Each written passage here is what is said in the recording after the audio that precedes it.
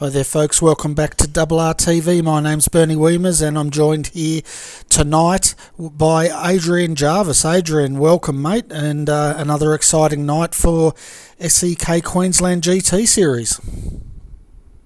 Yeah, thanks Bernie. Good evening viewers. Yeah, it's going to be quite interesting at Monza, so going to be interesting to see how these BMWs go. There's quite a lot of high speed corners at the moment, so there might be a little bit of a car that suits this track, but we know the GTs are going to be the force to reckon with, and I think the Russ are going to struggle a little bit with their tyres. I do believe that there's a little bit issue with those things chewing up their tyres a bit at the moment, Bernie.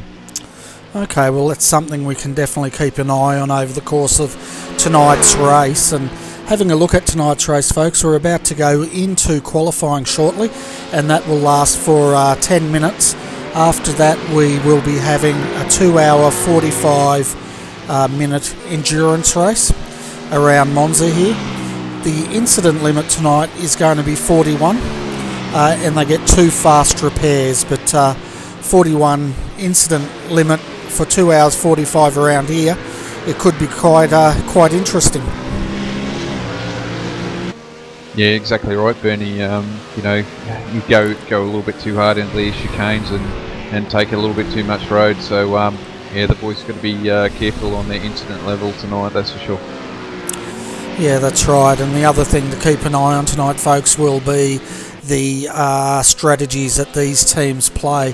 We've already seen a couple of driver pairings, or a different driver pairing out there, and that is Christian Challoner's teamed up with looks like Lewis Kugeley tonight in their number 66 Blackadder Motorsport entry, and that might be because they are in a very close battle between themselves and TD Racing 747. Yes, Bernie, it's a little bit of a change around there. You know, we can only speculate that it will be because they're so close. Nothing to take away from UHAR, but you know, we know how quick Lewis is, so it could be that factor. Precisely, there's only 5 points between them, so it's going to be quite interesting to see where this series goes with these teams. It's really close up the top. It certainly is, and having a look at that point score at the moment, we are coming down to we're round 8 tonight, only 2 to go, but Elements Motorsports Triple One's leading the way on 211.25 points, followed by Direct Clutch Motorsports number 1 in the Ford GT GT3 on 204 points. Blackadder Motorsport 66 in the Ford GT GT3 on 172.25 points. TD Racing sitting in 4th, and they're only 5 points down at 167.25 points.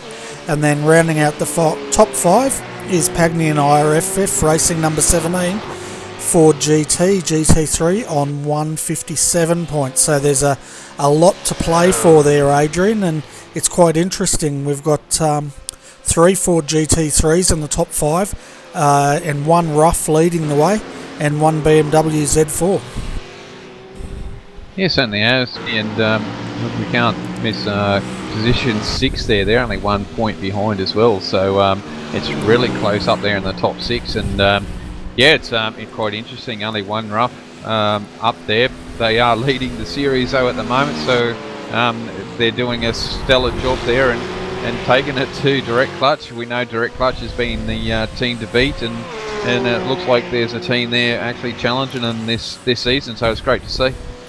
Yeah, it definitely is, and it's all still to play out as who's going to take this series out, but quite honestly, from 3rd down to 6th, those guys are still going to be very heavily into battle to see who gets that 3rd spot on the podium at the end of this series in another, well, including tonight, another 3 rounds. Yeah, that's right, Bernie. So, you know, I think even first position here is still in danger in some ways. You know, it's still like 40 points. Third's got to get, but you know, you never know what happens with the leaders. You know, some technical issues. So still got to fight and try and get as many points as you can. And see where you end up by the end of the season. Oh, definitely. This is going to go down to the wire, and the top step of the podium is by no means settled yet, and it's going to be interesting to see how that plays out again tonight between all those probably top 6 teams. We'd be keeping an eye on during tonight's event. That's right, Bernie, but yeah, they're just finishing up, so we're going to start qualifying soon. So this will be quite interesting, Bernie, to see where these boys end up on the grid tonight. Yeah, it certainly will be, and they get 3 laps to sort that out as it's starting now. So they'll get 1 lap going out and then 3 flying laps.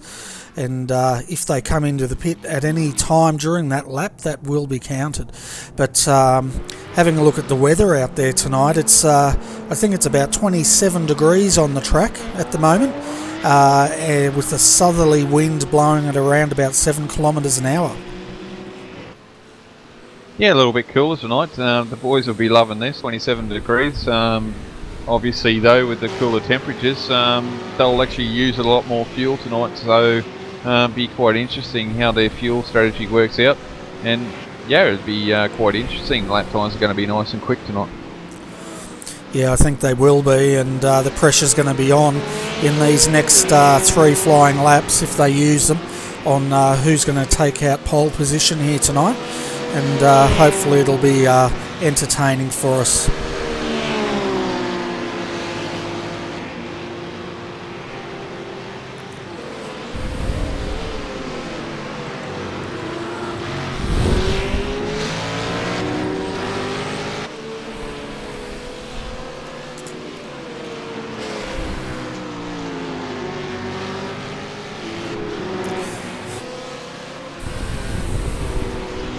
At the moment, my cameraman decides that oh no, he's gone back to Philip Stoneman in the number 10 rough here at the moment, Perny, so it looks like he's entertaining us at the moment on his first out lap. So at the moment, ladies and gentlemen, they're going out on their first lap, get these tyre temperatures up, and once they come through, they'll be putting down a lap time. As per normal, it's on your own, so the guys are out there, they're getting no assistance from draft, which would play a big part in these guys getting a quicker time tonight. But yeah, it's not, as per normal, they're on their own, and it's fantastic. They've got to put this lap time on their own merits tonight, Bernie. Yeah, they certainly will have to, and I've just had a bit of other news handed to me from Selby Racing here. They're just letting us know the number 90 Selby car is not running tonight, unfortunately, due to normal life commitments. However, they are feeling fairly confident in their number 80 car driven by Hayden Burns tonight and Chris, and they feel they do have some solid pace tonight to compete. Yeah, shame for those guys. We know, geez, you think I'd remember their names by now, Benny, but yeah, the number 90 car, they got work commitments generally, and it's very hard for them to field that car on the weekend. But we know with Chris and Hayden behind the wheel, they do a stellar job there in that number 80 car, and I'm sure that with their progress through this season, there'd definitely be a force to be reckoned with tonight. Yeah, that's right, and that team's they've just gone to a 2-car team. They're a very small team but very competitive, so we'll keep an eye on the number 80 tonight. And that information was handed to me by Nathan Hapatz, which is one of the drivers of the number 90 Selby Racing. So Nathan, hope we see you out here next week, and if you're watching the broadcast, I hope you're enjoying it. And so it looks like Nathan's job, he'll probably be team manager there, Bernie, I think, and help the boys with their fuel numbers and just keep an eye on everything for them, and that takes a lot of stress off the 2 boys racing, so that'd be really good for that team tonight. Yeah, it certainly would be, and it helps a heck of a lot having a manager there just working on that strategy, as you said, to take that pressure off but the guys are now coming through on their first flying lap.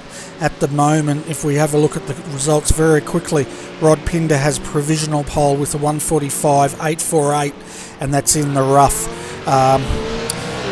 Brad Wooten for Direct Clutch Motorsports is sitting in second. Hayden Burns was third, up pushed down to fourth as Adam Newton for Element Motorsports takes provisional pole.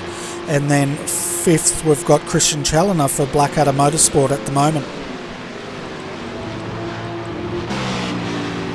Yeah, Adam up there again, Bernie. He has been showing the pace in the last few rounds of this series, and once again, we're highlighting on him again tonight, but we know he's got some pace there, and he's shown that he's a brilliant steerer, and just a bit of bad luck this season. So building on all this recent fortune that he's had and great driving, and hopefully he's building up for next season, and might bring this 222 Elements Motorsports car to the foray, where we're going to have two of those roughs battling for the championship next season. Yeah, well, I think apart from their bad luck or a bit of inconsistency, I think that car would have definitely been up there fighting in the top three easily with the pace they've got. They're currently sitting down there in eighth, but as you said, there's always next season, and I'm sure they'll be back to fight it out for another season. And as you said, we never know, we might see them up there with their sister car battling it out for the championship.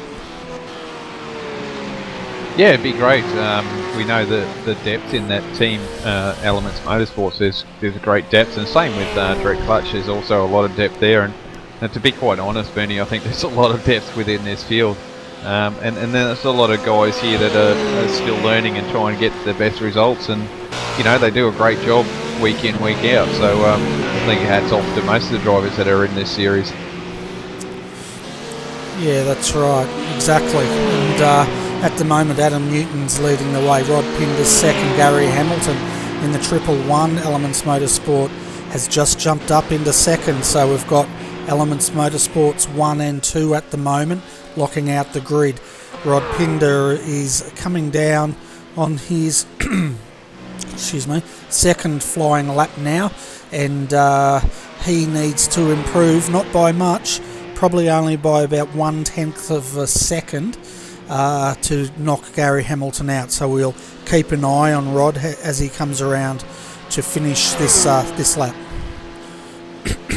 And interesting there, Bernie. I'm expecting these roughs to chew their tyres out, but geez, they're quick tonight, aren't they? We've got three in first to third.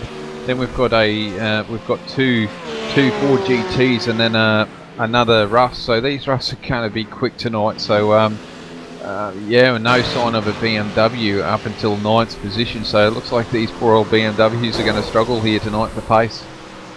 Yeah, it definitely looks that way, and we've had a car crash on the main straight.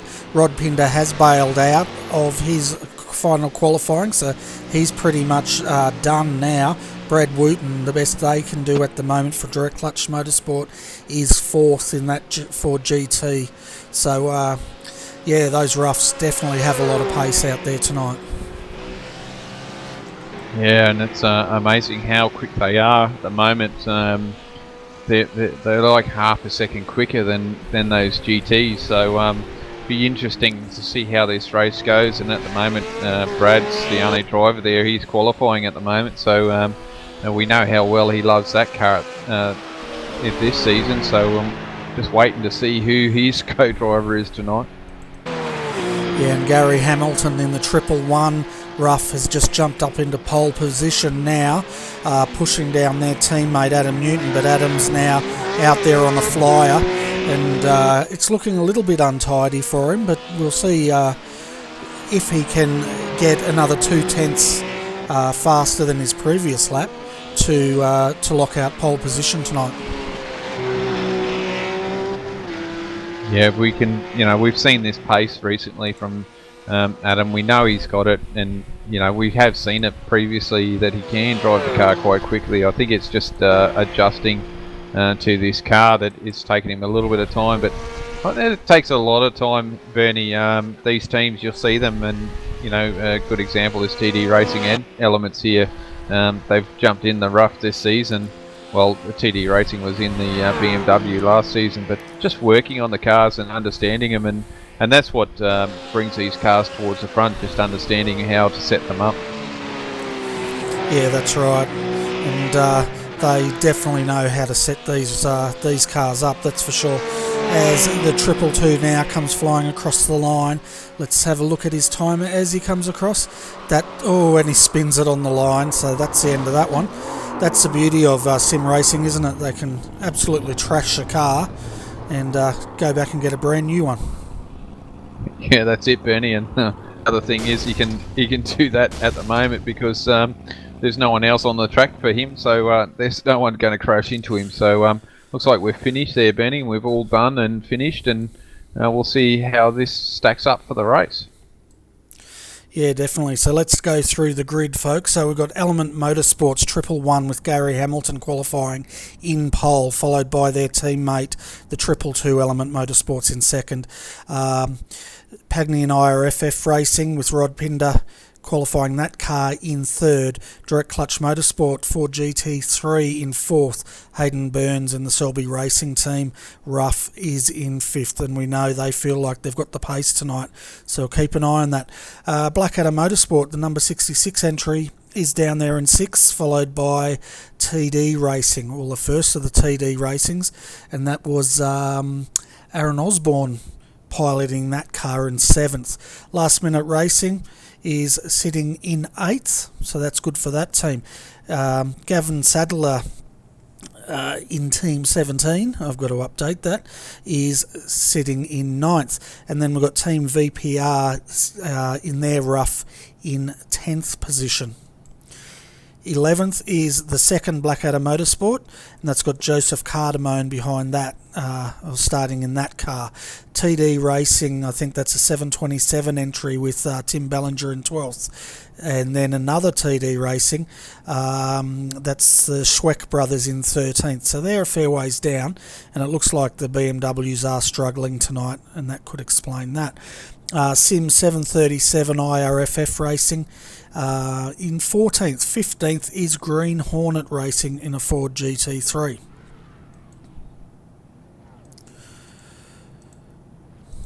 th we have Pagny and IRFF Racing. 17th, another Blackadder Motorsport entry BMW. 18th, JFFRacing.com.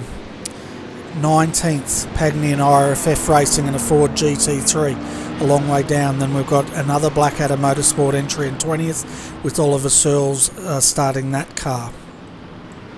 And then rounding out our field is, now it's interesting, I don't know if these two, we definitely know the number 90 car is not starting, and I'm assuming the KRFF car in 22nd is also not starting tonight, Adrian.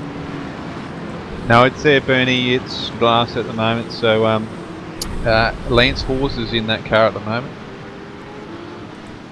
Okay, so just getting our overlays all set up, and we'll be starting this race very shortly. It's a rolling start, folks, so hang on to your hats because it's going to get a bit crazy down here into the first hairpin I'm predicting. Yeah, I reckon you'd be right here, Bernie. Getting into the first chicane, it always causes dramas throughout any race, Formula 1, whatever, so pace cars in, ready for green.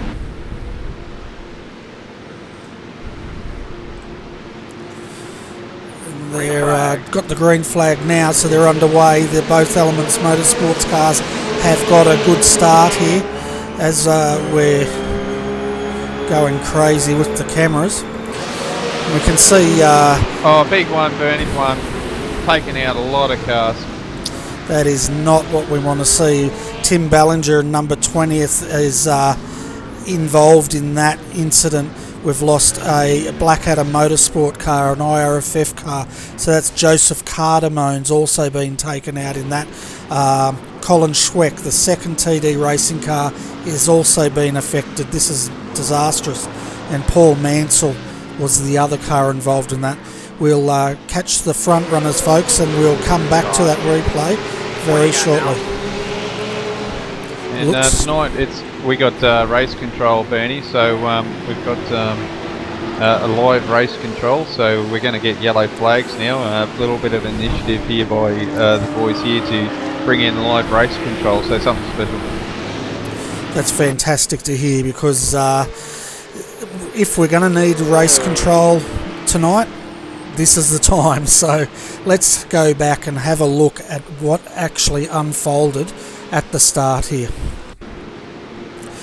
So we're having a look at Phil Stoneman here, and they've got a good start, and we'll just keep an eye on this.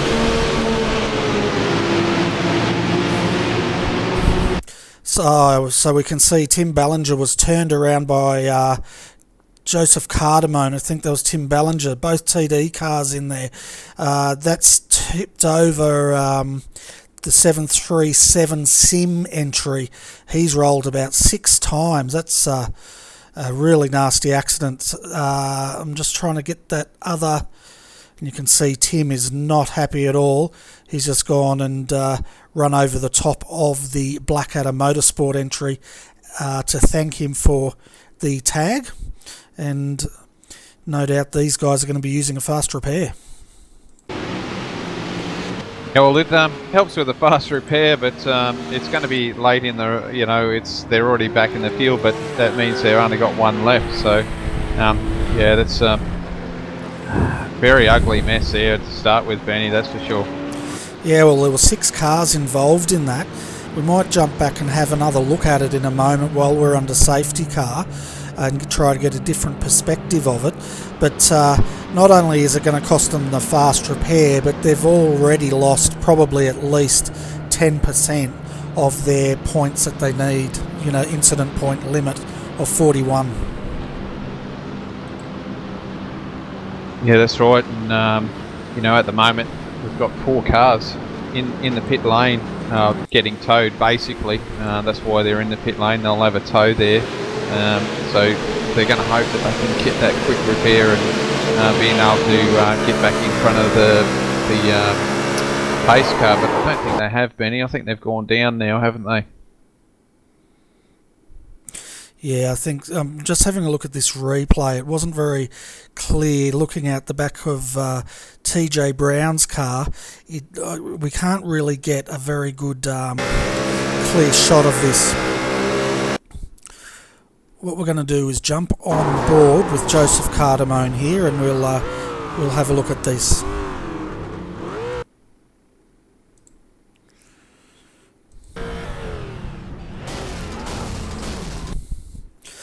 So we're going to ride on board with Joseph Cardamone here and just have a look from their perspective what has occurred here tonight. Just got to set it up. Well, actually, that's quite interesting. It looks like Tim's actually turned across the nose of him. I don't think Tim knew he was there. He's turned across the nose of Joseph there, and that's what's, I think, caused this incident tonight.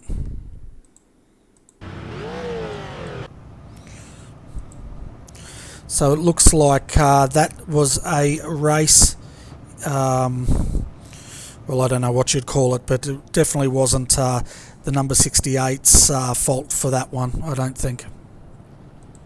I'd say there'd be a racing incident there, Bernie, not knowing where a car was, so until we find out from the drivers, I suppose we won't know, but obviously, like anything, everyone's got their own opinion on what happened there, so that's up to race control now to organise and get sorted, and it just brings, I think this yellow flag and race control now definitely brings in that special element here into this series. I think it just steps it up that level, and I think it's a great initiative by the boys to bring in. Oh, definitely, it definitely does step it up to that next level, and it brings so much to the series, and it's great to see. But yeah, looking back, I'm not harping on that incident, but looking back at it, I think Tim didn't even know Joseph was there. They were diving for position, and he's just come across and caught the front quarter panel there. and because as you know, when you start these races, it's chaos. Yeah, it's quite unusual, Bernie. Even before the chicanes, usually it's into the chicanes, but not on the straight. But you know, the guys are jostling for position from the start line, from the word go. So yeah, it's unfortunate that we've had this big incident from the word go. But this is what this series brings to the table. Exactly right, and it's what makes the series so exciting as well. But having a look at the field, folks, we'll just take you through while we're waiting for the safety car to come in. So Gary Hamilton is leading the way. Rod Pinder's jumped up to second. Adam Newton in the 222 sitting in third at the moment. Brad Wooten for Direct Clutch Motorsport is in fourth, and then we've got Hayden Burns down there in fifth. So they pretty much started in fifth and they haven't lost a position. Sixth is Christian Challoner in the number 66 Blackadder Motorsport entry. They're running third in the championship at the moment. Aaron Osborne behind him in the 737 car for TD Racing. Then we've got Adam Funslow in the last minute racing entry in 8th. 9th, Gavin Sadler. 10th, Team VPR with Martin Davis starting that car. Damien Carr's in 11th at the moment for JFFRacing.com. Then we've got John M. King for Blackadder Motorsport. 13th is Matt Dignam, Pagny and RFF Racing. Then Lance Hawes in 14th, so that car's done well. That started dead last and it's up to 14th position, and obviously it stayed out of trouble. Oliver Searles is in 15th at the moment for Blackadder Motorsport. Paul Lonergan for Green Hornet Racing 16th. 17th, Paul Mansell, Pagny and IRFF Racing. TJ Brown for TD Racing in 18th. Joseph Cardamone, and we saw them involved in that incident, in 19th. Phil Stoneman is in 20th, and it looks like the number 747 TD Racing, I stand corrected, is just coming out of the pits now. I was about to say retired. Yeah, so this makes it interesting, you know, Bernie, with this new live race control and safety cars. Fuel strategy gets thrown out the window, so you really got to try and crunch the numbers. So tonight's really keen of having the right people in there, and we can see now that we've got the incident cars there on the back of this pack all a lap down, so having a safety car could help them gain a lap back. So it'll be quite interesting as the lights are out on the safety car and we're ready to go green.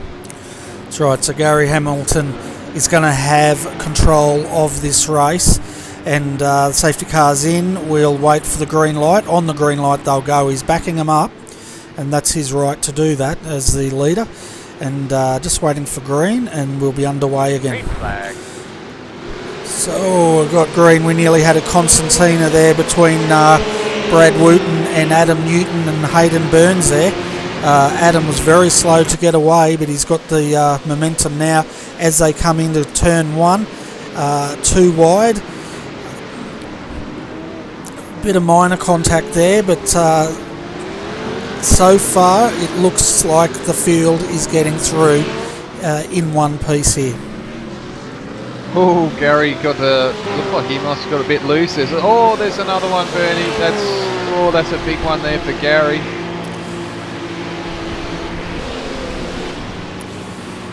So we're just not what that car needed. No, definitely not. And man, I'm glad you're up here because I'm not having any luck getting these replays. But let's have a quick look at what happened to Gary Hamilton here. Yeah, just a product of a safety car, Bernie, and it's still green, so there's no yellow. So race control is still deeming that okay, and obviously it was just by himself. He went through the gravel trap, so still a lot of shenanigans going on back in the field there too. I see another car go off in the gravel pit there. Yeah, we just had a look at Gary there. He just did not have drive coming out of that chicane there, and he's been clobbered by one of the Blackadder Motorsport cars going into the sweeper. but it just looked like that car had no power at all from the chicane. Yeah, very unusual there, Benny. So, you know, the safety cars, as good as they are, they also can cause a lot more trouble than just normal straight-out racing. So it throws in that element, but it's great to see and good for the viewers to see what's going on. And I'm actually loving this, Benny. It's good to have. Yeah, it definitely is good to have these safety cars out here, but at the moment Rod Pinder, he's got quite a handy gap building, 1.6 seconds at the moment. It's back to Adam Newton. Then we've got Brad Wooten sitting there in third, Hayden Burns up to fourth, and running at our top five is TD Racing's Aaron Osborne. But now that we've got safety cars, that can be gone in the blink of an eye, and I won't be surprised if we don't see a few of them out here tonight. Oh, another car around, Bernie. It's full on tonight. These guys are just struggling tonight for some reason. Yeah, they certainly are, and I just can't keep up with all the action. I've switched the cameraman, told him to show us any accidents, and I'm sure they're going to be flat out here for the next couple of laps till this field settles down. But I don't know what they've eaten for breakfast, folks, but they're definitely G'd up on something out there tonight. Yeah, certainly are, Bernie, and yeah, there's a lot of action going on here as my cameraman, he's keep flicking around, and I don't blame him at the moment, and we're not sticking to one group at the moment because there's so much going on at the moment, and yeah, it's quite interesting to watch this all unfold tonight. Yeah, interesting is one word for it, but Christian Challoner just made a move on the 666 M-Spec entry of Team VPR, so he moves up into 10th position now in that Ford GT3. Yeah, he's the move there, Christian, and what a great job here by Martin Davis and crew to get in there. And he's going to shove this rough, trying to get it in there, but thinks twice of it, which is a good idea. And see here, you know, he's trying to push as hard as he can. Those roughs are quite quick. They certainly are, and they're quite a small car, but squeezing it in between two Ford GT3s probably would have made it a bit more thinner.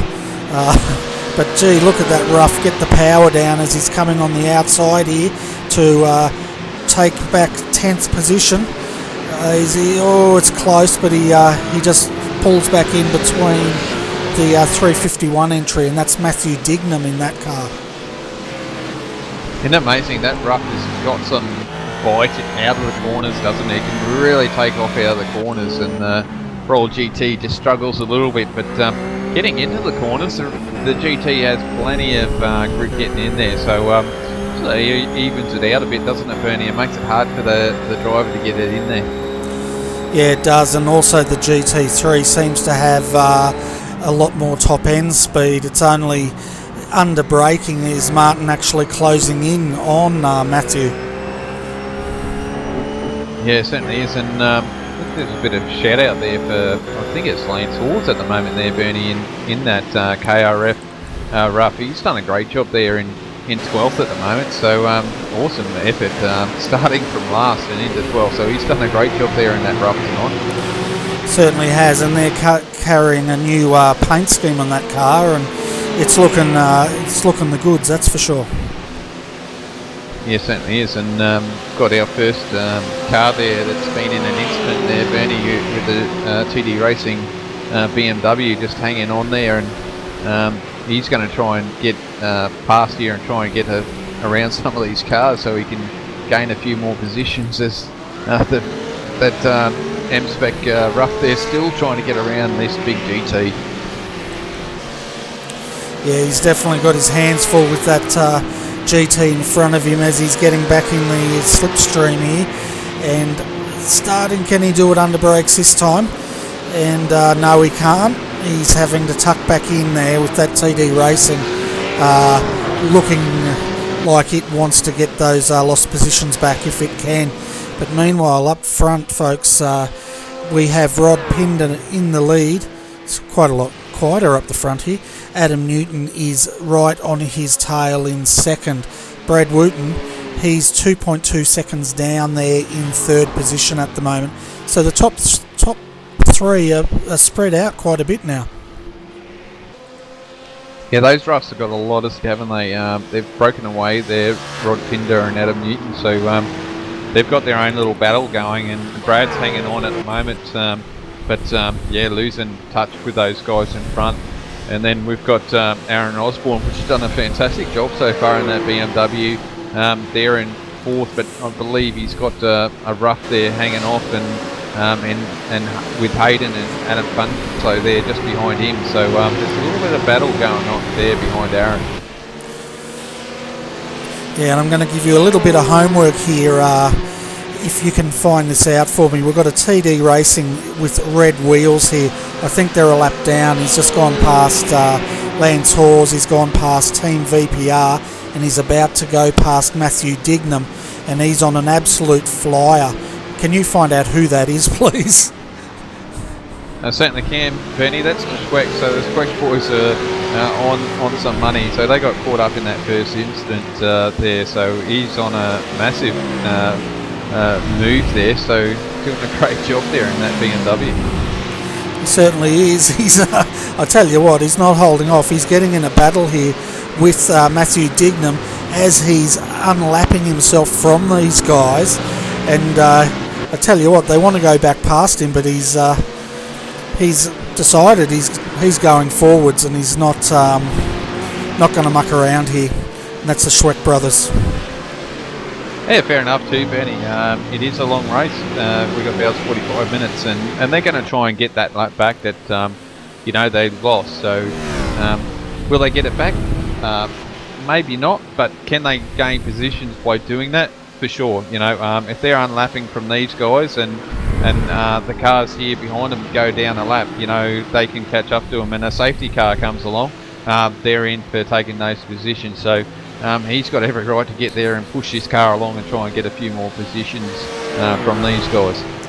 Well, yeah, definitely. And there's nothing harder than being a lap down and trying to unlap yourself, because a lot of the guys up the front, or any guys on the lead lap, they don't care how far down you are, they don't like you passing them, and it can get mighty tricky, probably trickier than if you were battling for position. Yeah, for sure, Bernie. The guys on the lead lap thinking, well, why you think you're passing me? I'm on the lead lap and you're not. Well, technically, if they go around you, then they are on the lead lap and they're going to try and stay in there. But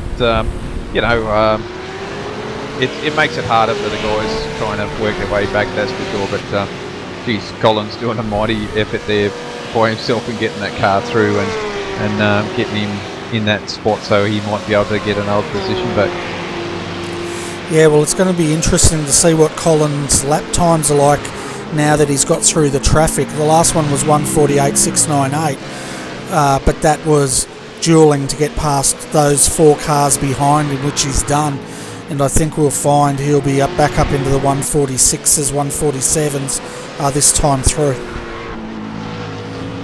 Yeah, and we've had a massive accident by his teammate Aaron Osborne. He's just nailed this car. This thing is destroyed. So a bit of bad luck here for TD Racing tonight. They're in the wars tonight, that's for sure, Benny. Yeah, well, we saw Tim Ballinger's car being trashed, and now we've got Aaron Osborne crabbing down the back straight here. I wouldn't be surprised if we might see another safety car here. Let's have a look at the replay and just see what exactly happened to Aaron Osborne.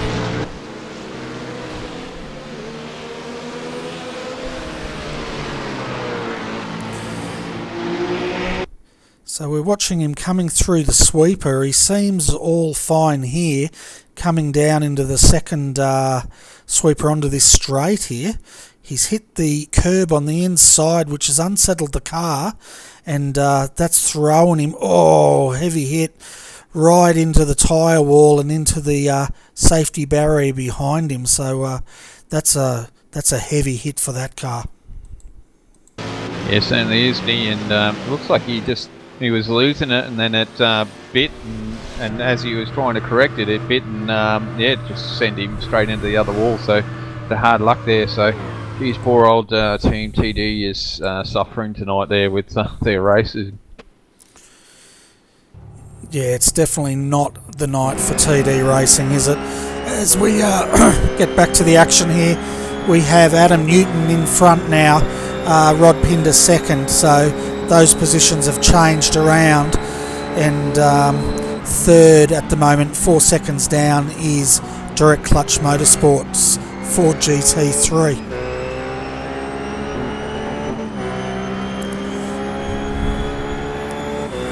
I tell you what, these roughs have a lot of power around Monza tonight. Yeah, they definitely are quick. I'm just worried about their tyre life, Bernie. That can cause a lot of issues, and we'll see how they go. Yeah, well, the thing is, if we've got safety car here tonight, and if there's a number of safety cars, it could work to their advantage with their tyre wear here.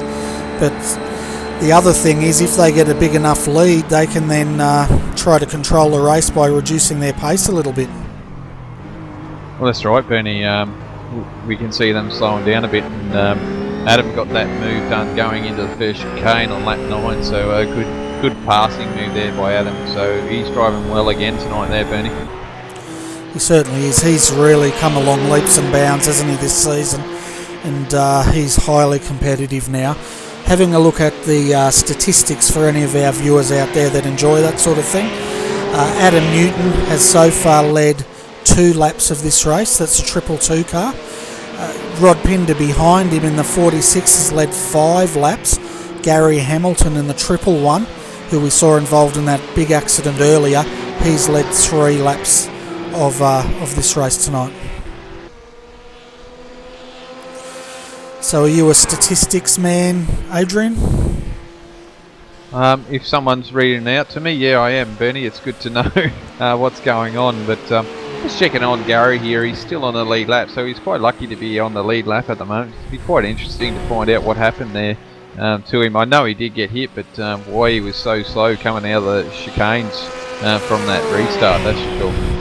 Yeah, we'll definitely look into that, because by time he did get hit, he had lost a lot of positions, and cars were going left and right past him as if he was standing still. It was almost like his throttle had malfunctioned in some way, which he couldn't get full throttle or something like that.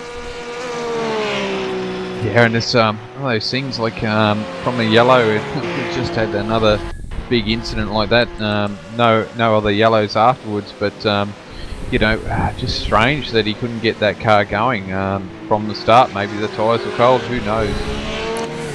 Yeah, well, if any viewers out there have the inside goss on that. Oh, we've got the 222 slowing down suddenly now, and that's Adam Newton. Rod Pinder's just gone right around the outside of him, and that was a mirror image of what happened to the 111 entry.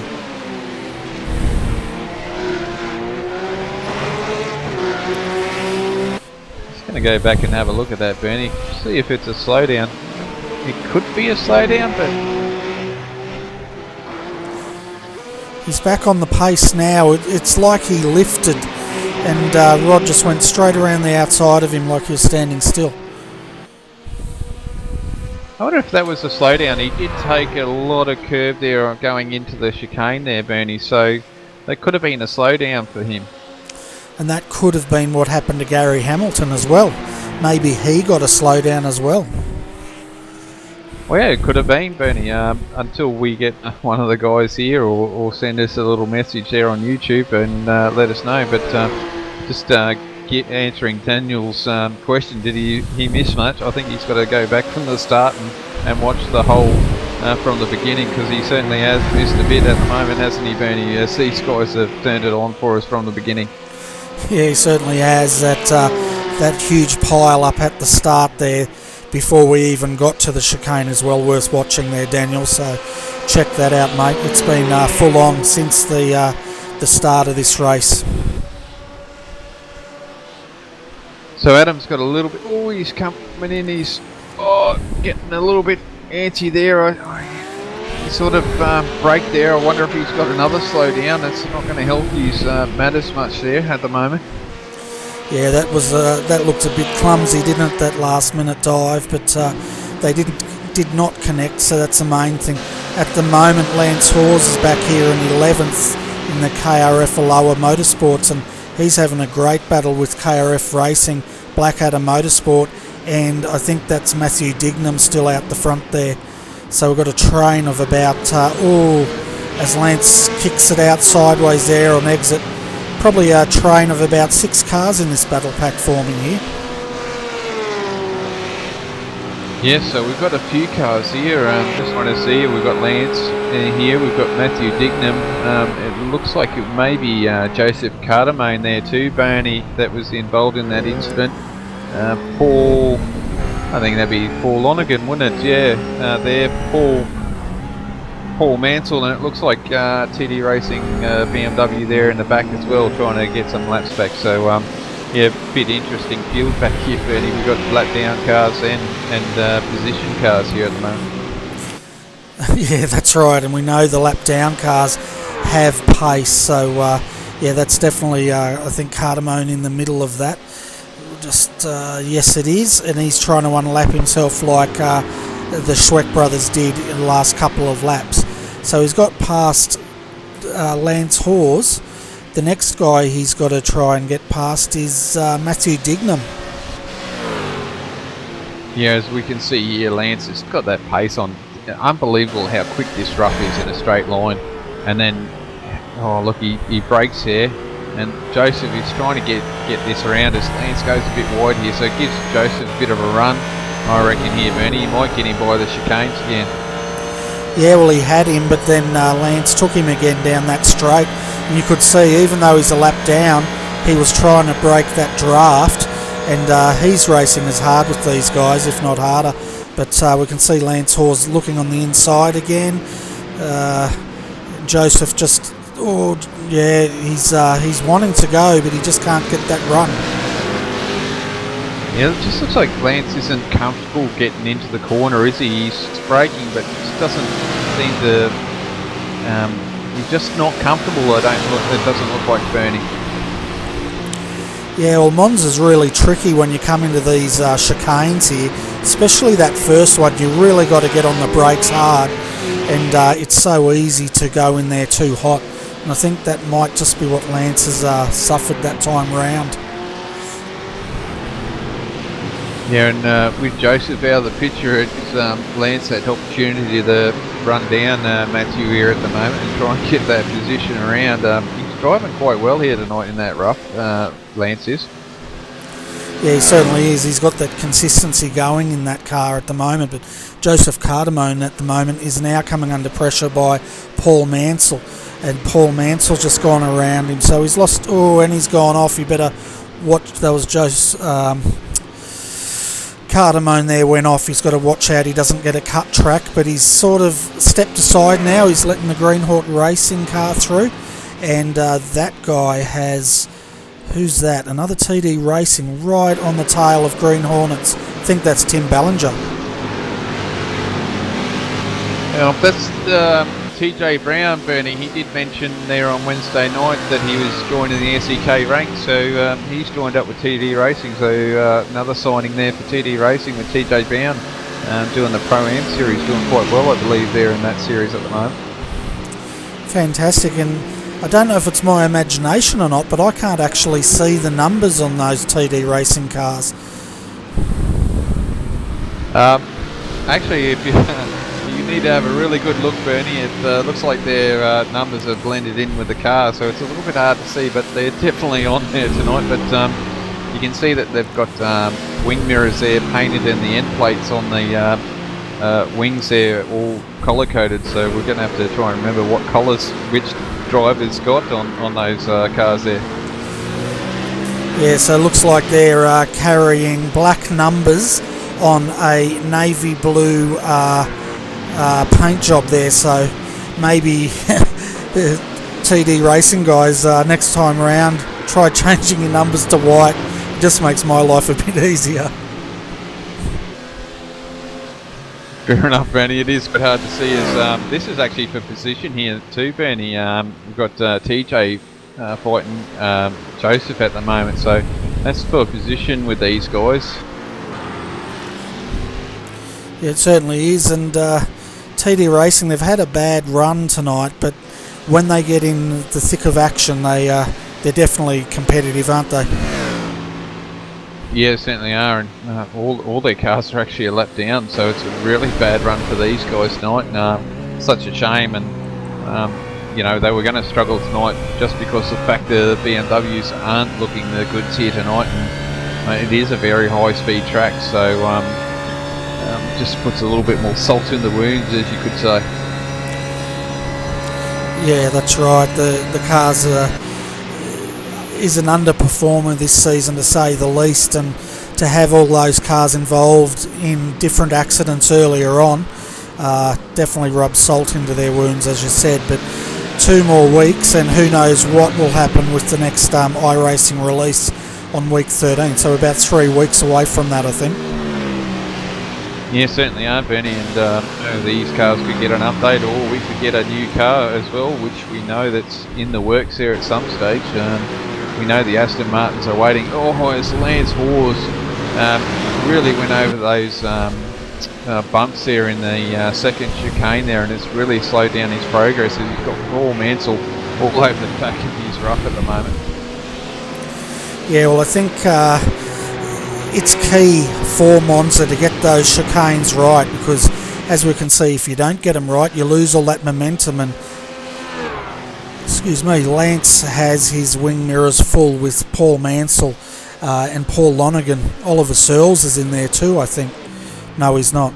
Okay, but Paul Lonergan definitely is in the battle here, and right behind them we've got Joseph Cardamone and TJ Brown battling it out for position as well.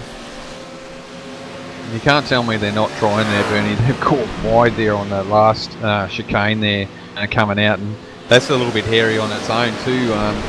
You get out there wide, you can unsettle the car, and then you can spear off into any of the fences. And this is a track that's not forgiving for going off, as we've seen with a couple of cars already, Bernie. Yeah, well, there's not a lot of runoff, is there, even with those huge sand traps? They don't slow you down at all. Paul Lonergan's now having a look on the inside of Paul Mansell as they come into this chicane. Deep under brakes there. Joseph Cardamone nearly rear-ends him. And I'll tell you what, Paul's got to watch it. He cut across that chicane, and doesn't look like he got a slow down. Yeah, it's really battle up here, and we've got guys on the lead lap, and then we've got guys trying to unlap themselves. So it's full on back here at the moment, and a little bit of update here thanks to Baden with Gaz. Gary, he's having a little bit of trouble with his upshift on his equipment, so a little issue there with the car, and that might explain him struggling there, Bernie, coming out of the chicanes, and got rear-ended there early on. Yeah, it could explain him. Maybe he couldn't get the right gear, or he got too high a gear, who knows. But either way, there was definitely something amiss with that car at the time of that incident. Yeah, certainly right there, Bernie, but we'll see how he goes. Struggle on and get through. He's not a lap down yet, but yeah, it's a bit of a hard task here, but it's not over yet. We do have live race control for the first time in this series, so anything major happens, you know, you could help him catch back up to the back of the field, and they're definitely not out of this race yet. No, well, that's right. They're on the lead lap, so one safety car, they're going to be back in the thick of it again. But it's really amazing, isn't it, that this is sim racing, and like real world racing, they do have hardware failures out there, and unfortunately this one occurred right behind coming out from a safety car. Yeah, that's right. Oh, Paul Mansell does it in there. I don't know if he may have got a cut track there, but man, he dove that BMW in there, didn't he? And it's cost him here at the moment. Yeah, well, it's going to cost him.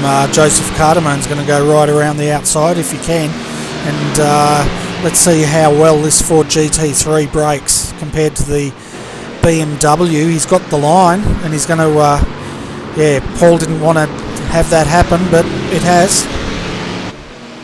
Yeah, just watching that then, Joseph just got into that corner a little bit later than Paul, so the brakes in that GT seems like it can just get into there, probably just that half a metre more than the BMW, so that's definitely an advantage for those guys. Yeah, and that Ford GT3's been set up pretty loose too.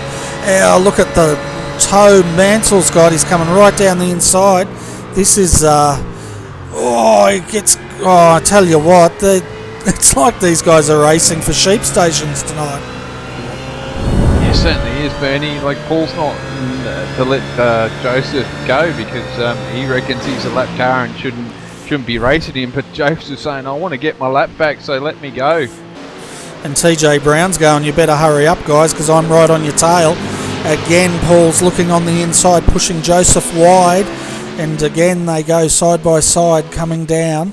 And where's Paul Mansell gone? I have no idea, Bernie. He's dropped for a minute, just like I had lost him as well. So that's going to be interesting for the boys. Yeah, we'll see if he comes back. He has not come back yet. He may get a timeout if he's not careful here. So that could be... Oh, as Joseph turns it around there on acceleration, and it's so easy to do in that car coming out of those chicanes. Yeah, Bernie, I'm not with Joseph at the moment. I had to change, and it went to Rod Pinder here. They're actually going around Matthew Dignam, I think, here at the moment. So just have a quick look at that. No, sorry, it's Richard Brookfield. So I'd say pitted, yeah, they're pitted there, Bernie. So yeah, that would have been Matthew Dignam. So they've already pitted here, Bernie. So they've had a quick stop there and done a driver change. So I'm not sure what happened. And yes, Paul Mansell has dropped there too, Bernie. I've just seen on the iRacing screen that he's dropped. So that's a bit of hard luck there for him. So the question is, there was no contact, so I don't think he's been disqualified. It's probably internet connection issues. We'll see if he comes back, but either way, that's the end of the race for that car as far as a good result. He's already one lap down. Richard Brookfield has made a pit stop, so has Paul Lonergan in Green Hornet Racing. They stopped for 4.7 seconds. As at the front here, Bernie, we've still got Rod Pinder and Adam Newton, so these guys are still there, but it looks like Adam's just got that little bit of a break now, and he's not too worried about Rod here now, so he's just hitting his lines, and there's not much between them. They both did a 46.8 that last lap, so they're not really, no one's really gaining at the moment there. Yeah, the gap at the moment, as we speak, is 1.1 seconds from Adam Newton back to Rod Pinder, but the gap back to Brad Wooten now is 10.96 seconds down from second spot, so he's dropping. And then we've got Adam Funslow. They're having a good run here, really coming under the radar tonight in fourth, and they're 14 seconds down from the lead and having a great solid run. And then Hayden Burns here coming under pressure by Gavin Sadler, and they're battling it out for fifth position at this stage.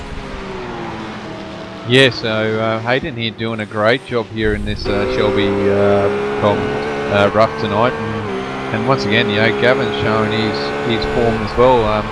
They're up there in the championship as well, so this is good points all for Gavin and crew at the moment, as Gavin's having a look at Hayden here, and my cameraman decides to change view. Well, he's actually made that move, and I tell you what, he threw that Ford GT3 in under brakes there and made that move stick really well. But Hayden's now got the jump coming down here. He's looking on the inside here, and it's going to be interesting. Yeah, just the speed out of that rough is unbelievable, Bernie. But what about under brakes here? Hayden's got the inside line, but has to brake a little bit heavier. Just making it too wide. Gavin's up on the curb. This is a drag race now, Bernie, and I think the rough might have this. The rough's definitely got it for speed, but I tell you what, that Ford GT3 has it under brakes for sure. And that was good driving there, wasn't it? Oh yeah, for sure, and there was a lot of dust there as the boys were coming in, and Gavin dives it down here in the chicanes with the brakes. Shows you that Ford's got awesome braking ability here, but for speed-wise, that rough is absolutely phenomenal for speed. Yeah, that's for sure, and it makes for interesting racing, doesn't it? When you can see the strengths of two different makes of cars out here battling it out, and those guys are having a great time out there tonight. Oh yeah, for sure. I'm sure. You know, they're both sweating, but they've both got this grin on their face, or they will do when they jump out of the car and go, "Holy dooly, that was fun!" And you know, it's great when you can have battles like that. And there's more dust, so there's more cars going all over the place here somewhere. But stuck to these guys, and we'll see if Hayden Burns can run down Gavin. But he looks like Gavin's strong tonight, isn't he? He certainly is. He's starting to get that gap going. The gap at the moment is 0.4 of a second, but Hayden's really coming in deep under brakes here. But look at that Ford GT3 pull out once he nails it.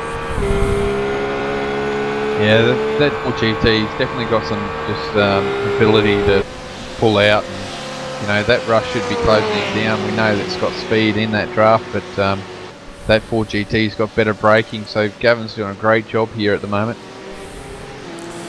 Yeah, and Hayden's sitting right on the back here. Let's see, under power. I tell you what, I think Gavin's going to win this drag race this time.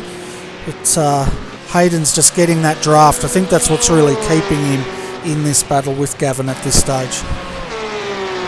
Yeah, I think so, Benny. We can see here, if you watch the guys getting the brakes, Gavin's getting right on that 100 mark, and I think the rough's got to pull it up just a couple of metres before that, so definitely decent on the brakes. But it looks like Hayden's got a good run here, so just step back a bit, gather up his thoughts, and hit those marks. It's all about hitting those marks consistently. So just had a moment there and starting to gather it all back up again. Yeah, he's getting his rhythm back in there again. He's just sitting on the back here of Gavin and just getting that toe, just watching from the cockpit here. Then under brakes, Gavin just sort of neutralises it. Yeah, so Hayden's a little bit closer than last time. He might actually benefit from the draft, but I'm not sure if he can outbrake him going into the corner here, Bernie. Yeah, sorry about that, folks. I got a bit of a frog in my throat there. Probably need some water or something, but yeah, so excuse me for a moment. Yeah, no worries, Bernie. Go and grab yourself a quick glass of water there as keep it on Gavin here. And yeah, you can see here Hayden's got the run now. He's going to go out on the outside and see if he can pull this manoeuvre off as he's braking here. And we know, we're having a look, yeah, 2 into the chicane, but he's got the run for the next part. Gavin tries to undercut, Hayden tries to cover that, and he does a great job here, but we'll see how they go coming down to the next chicane. They're doing a great job here. This is a good battle here for 5th position, so 4th and 5th. So the boys are really on it here tonight, and just phenomenal racing as Gavin's got the inside. Just did break there probably about the same time, but doing a great job, these two tonight.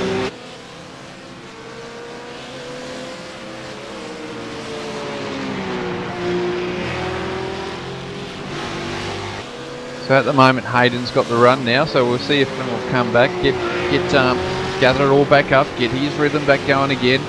Coming down the back straightaway here, so he's going to be in Hayden's draft. We know this push, or the rough, sorry, is quite quick, but having that GT behind the rough, he's going to have the draft, so definitely keep up and better under brakes this GT, and probably looks after the tyres a lot better over a run. So it's now down to 2 hours to go, so I believe we've been running for 45 minutes, and this is where the rough might be starting to struggle for tyres. Okay, I'm back. So, did I miss anything exciting there, Adrian? No, nothing at all at the moment, Bernie. These guys are still battering.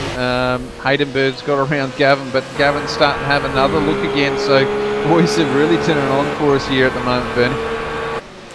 Yeah, they certainly are as they drag race yet again down the main straight here side by side. who's going to win the battle of the brakes here, Adrian? Who do you think? Well, Hayden's got the inside, but then Gavin's got the outside. No, they go single file. The boys aren't pushing too wide through there this time around, Bernie. Yeah. So, I'll tell you what though, Hayden's got his mirrors absolutely full with Gavin Sadler's headlights at the moment. And I'm just having a look. We've also got a bit of a battle developing further down between Adam Funslow and Brad Wooten. So Adam's actually come up to third position now and taken that Ford GT3. Yeah, it certainly has, and Brad did a good time that time around, but Adam was slow. But oh, there's a 222. Oh no, Adam Newton's binned this car, Benny. We're gonna have to see what happened there. Yeah, we're just having a look. He's parked that car, but let's go back and have a look at that replay. So we're just having a look now. Lap 23, which we're on now. We'll see what's happened to Adam Newton here. Bernie, you're going to have to go to where you can see him in the second chicane coming up on lap 24 there. That's where he's come unstuck. Yeah, we just saw him come unstuck the first time into that second chicane under brakes, and he hit the wall that time through. I'm just keeping an eye on him here. He's run off again. We'll just carry on with this for a minute, Adrian.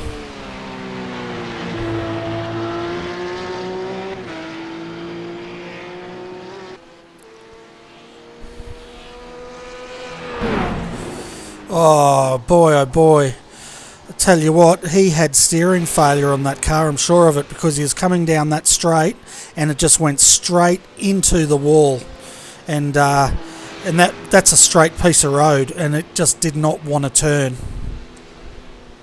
Yeah, Benny, it definitely looked like some sort of failure there. He just had no steering at all, did he? So I reckon that's come down to that first incident. So another situation there for those guys, just having bad luck again, haven't they? So just unfortunate for those guys. Yeah, that was so unusual. That car just, that's pretty straight down there, and it just went straight off the road into the wall there.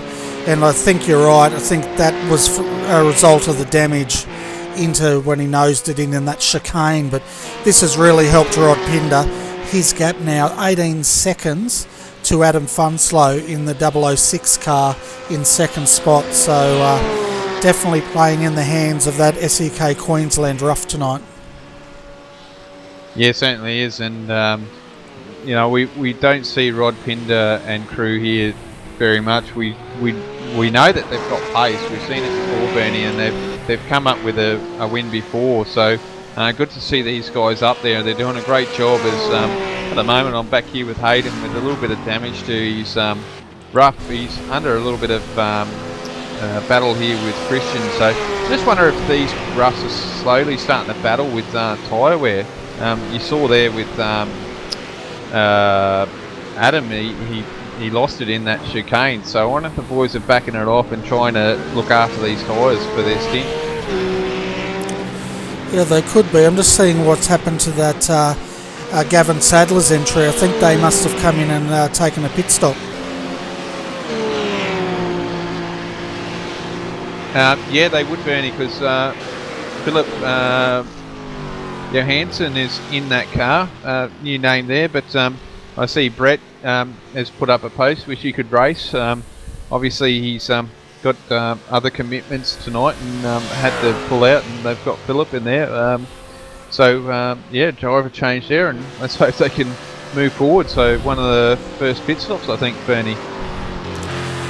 Yeah, and that stop was 44.6 seconds, so no doubt they've filled it up. Driver change, throwing some tyres on that car, and off they go, and we'll see how this shakes out once all the other cars have pitted. But they're one of the first ones to actually take a stop out there. The only other one is the number 10 of the Sim 737 entry.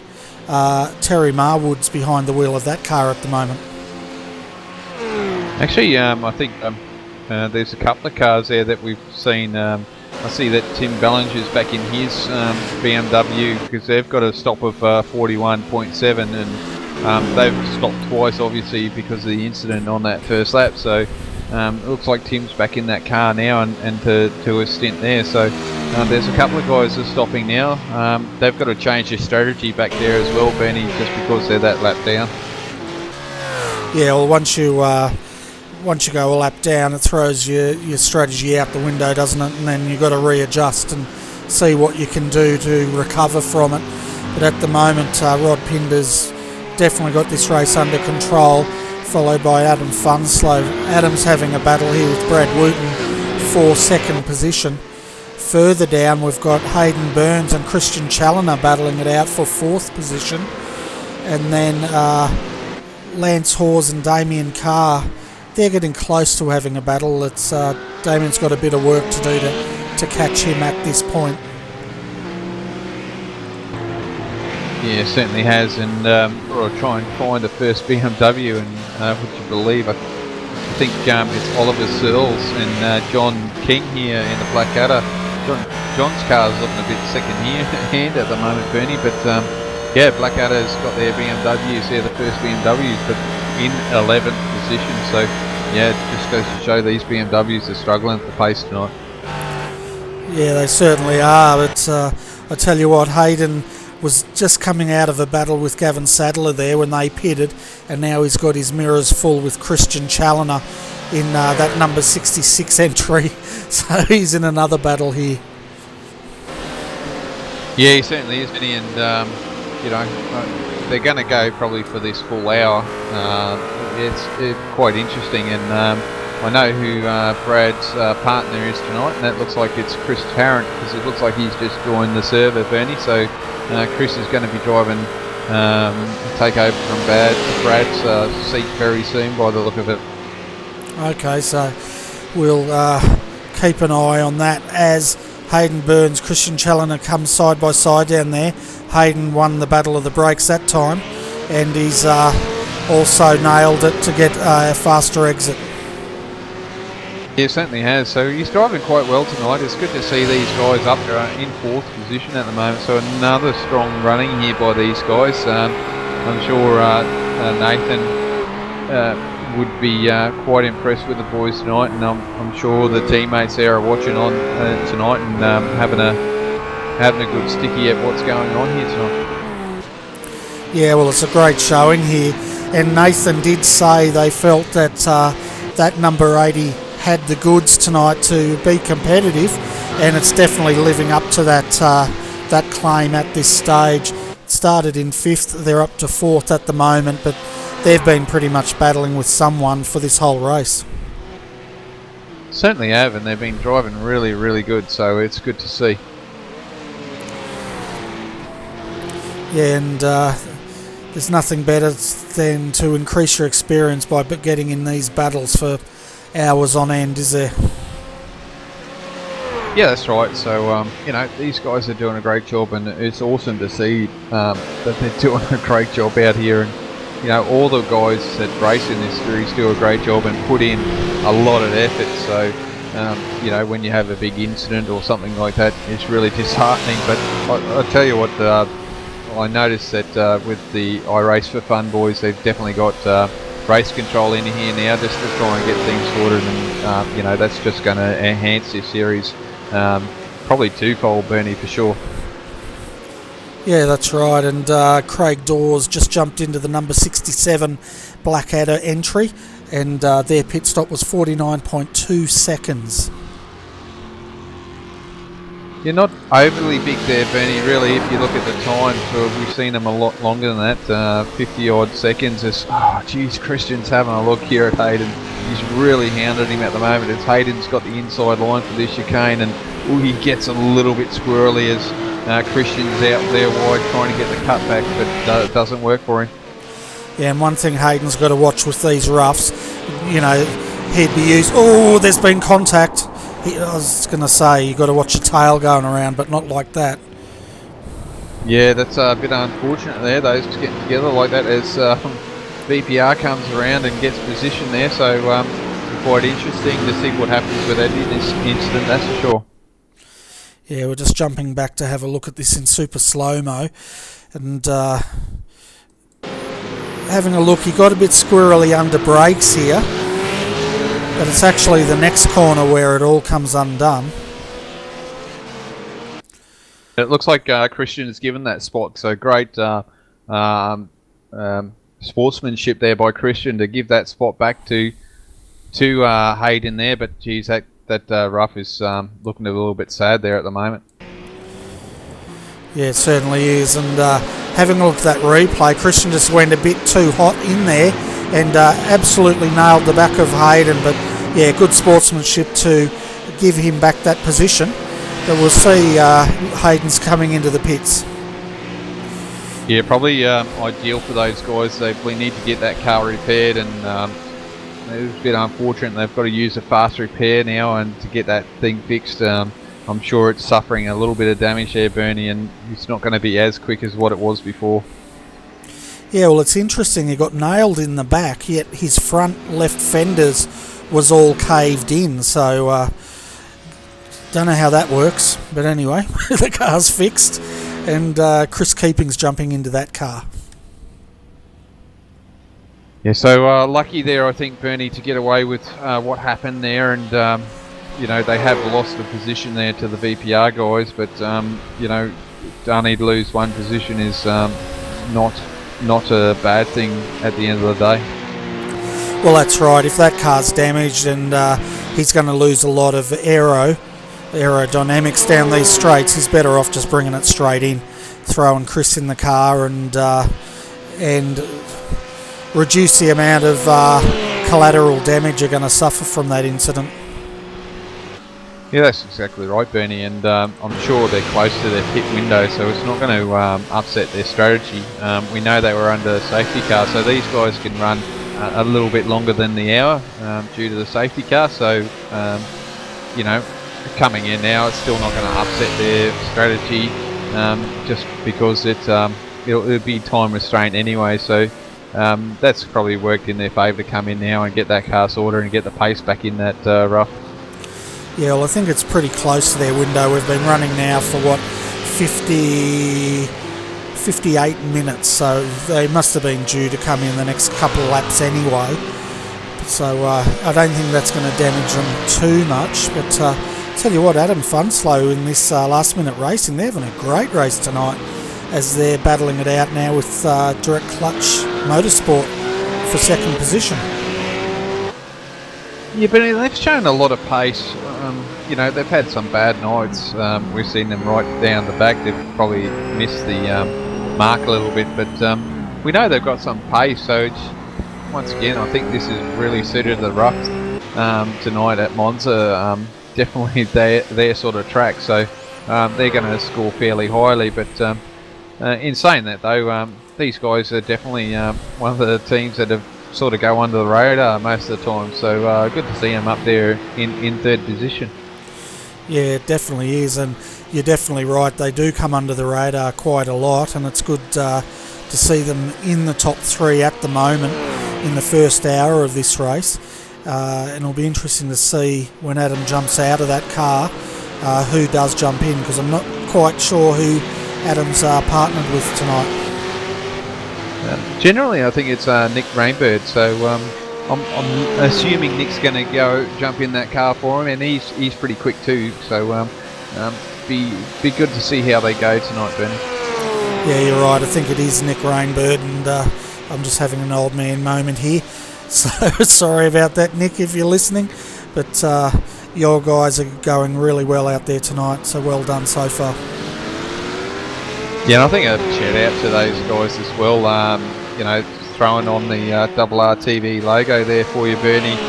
Plastered on that car on where the number plate goes and on the roof there. So yeah, it's just showing appreciation, and I believe there's a lot of teams out there throwing the RRTV logos out there. So I know that Bernie's. Oh, and there's a little bit of problem there, Bernie. Yeah, we've got one of the IRFF cars, I think, being lapped there, slowed them down, and there was nearly a big big contact between Adam Funslow and Brad Wooten there. Yeah, it's just a little bit messy, but they got it sorted. It's so hard being a car a lap down, trying to give some racing room. You just so hard at times. If viewers don't understand, it's so hard to explain. It's you're trying to be aware of who's coming up and if you've got the pace or not. So you're trying to give them room to lap you, but it's just so hard sometimes to get that right, and they just get you in the wrong spot. And yeah, you're just in two minds, which is the wrong way to do it, I suppose. Yeah, that's right. And especially when you've got two guys coming at you at a really tight part of the track and they're battling here for position. It looks like Adam may be bringing this car into the pits, he is, and so is Brad Wooten. So this is going to be really interesting to see how this pit stop plays out here. Yeah, certainly will be, Bernie, as both these guys are coming in at the same time. So, and they're racing for position on the track. As I think I can see on that wing plate, yeah, but even direct clutch there, Bernie, have got double RTV on their wing plate as well. So, a lot of guys there are showing appreciation to your brand there, mate, and warranted too. So you definitely put on a good show for these boys, and I know they appreciate it as Nick Rainbird jumps into that rough now. Yeah, we've got Chris Tarrant also jumping into the direct clutch services car, so driver change for both. It's going to be, can last minute racing with Nick Rainbird get out in front of Chris Tarrant, and the cameraman's jumping in between the two of them. Who's going to go first? And we also got Martin Davis out and Trevor Foster jumping in with the 666 VPR entry, so they've come in to do their stop. So those guys are doing a great race there. They go under the radar as well from us, Bernie. We have noticed that they've jumped up in the standings at times, but just goes to show us, oh, look at that, Nick Rainbird gets out in front. It's going to come down to getting out of the pits here, Bernie. I tell you what, that was almost an unsafe release, wasn't it? But fantastic driving there, too wide. Chris Tarrant had to go through the safety car there to avoid any contact. But yeah, you're right, the 666 VPR guys do come under the radar a lot, and yeah, they've improved a heck of a lot too, and it's great to see them out there having a great night tonight. They're currently in 8th position now. Yeah, certainly are, and it looks like this battle between the 80 and 17 car has stalled a little bit. Phillips put down some great times there to jump those guys in the pit lane, so he's got like a 12-second gap on those guys, so a great job there by Gavin and Phillip at the moment. I'm just having a look now also. Guy Leach has jumped into the number 46 car. That's our leader at the moment. They're throwing tyres on that car. Christian Challen is also in the number 66 car to take service. We've also got I think it may be the Schweck brothers, hard to tell, can't read their number, but Lewis Kugel's jumping into the number 66 car, and Guy Leach is on his way out from the pits now. What wing or what the highlight is on that TD Racing, Bernie? Because I'll probably give you a clue who it is. It's red. Yeah, that's the Schweck brothers there, Bernie. Yeah, I'm getting retrained slowly. That's all right, Bernie. And Lewis Kugeli in the number 66 there, still taking service. We'll see what sort of a stop. As far as pit stops go, folks, Guy Leach, 54.4 second stop. Nick Rainbird stop. They're in third at the moment, 53.9 seconds, and they beat the Direct Clutch Motorsport guys, which are normally really switched on in their pit strategies, by a whole 1 second. And that's what's allowed Nick Rainbird to jump Chris Tarrant.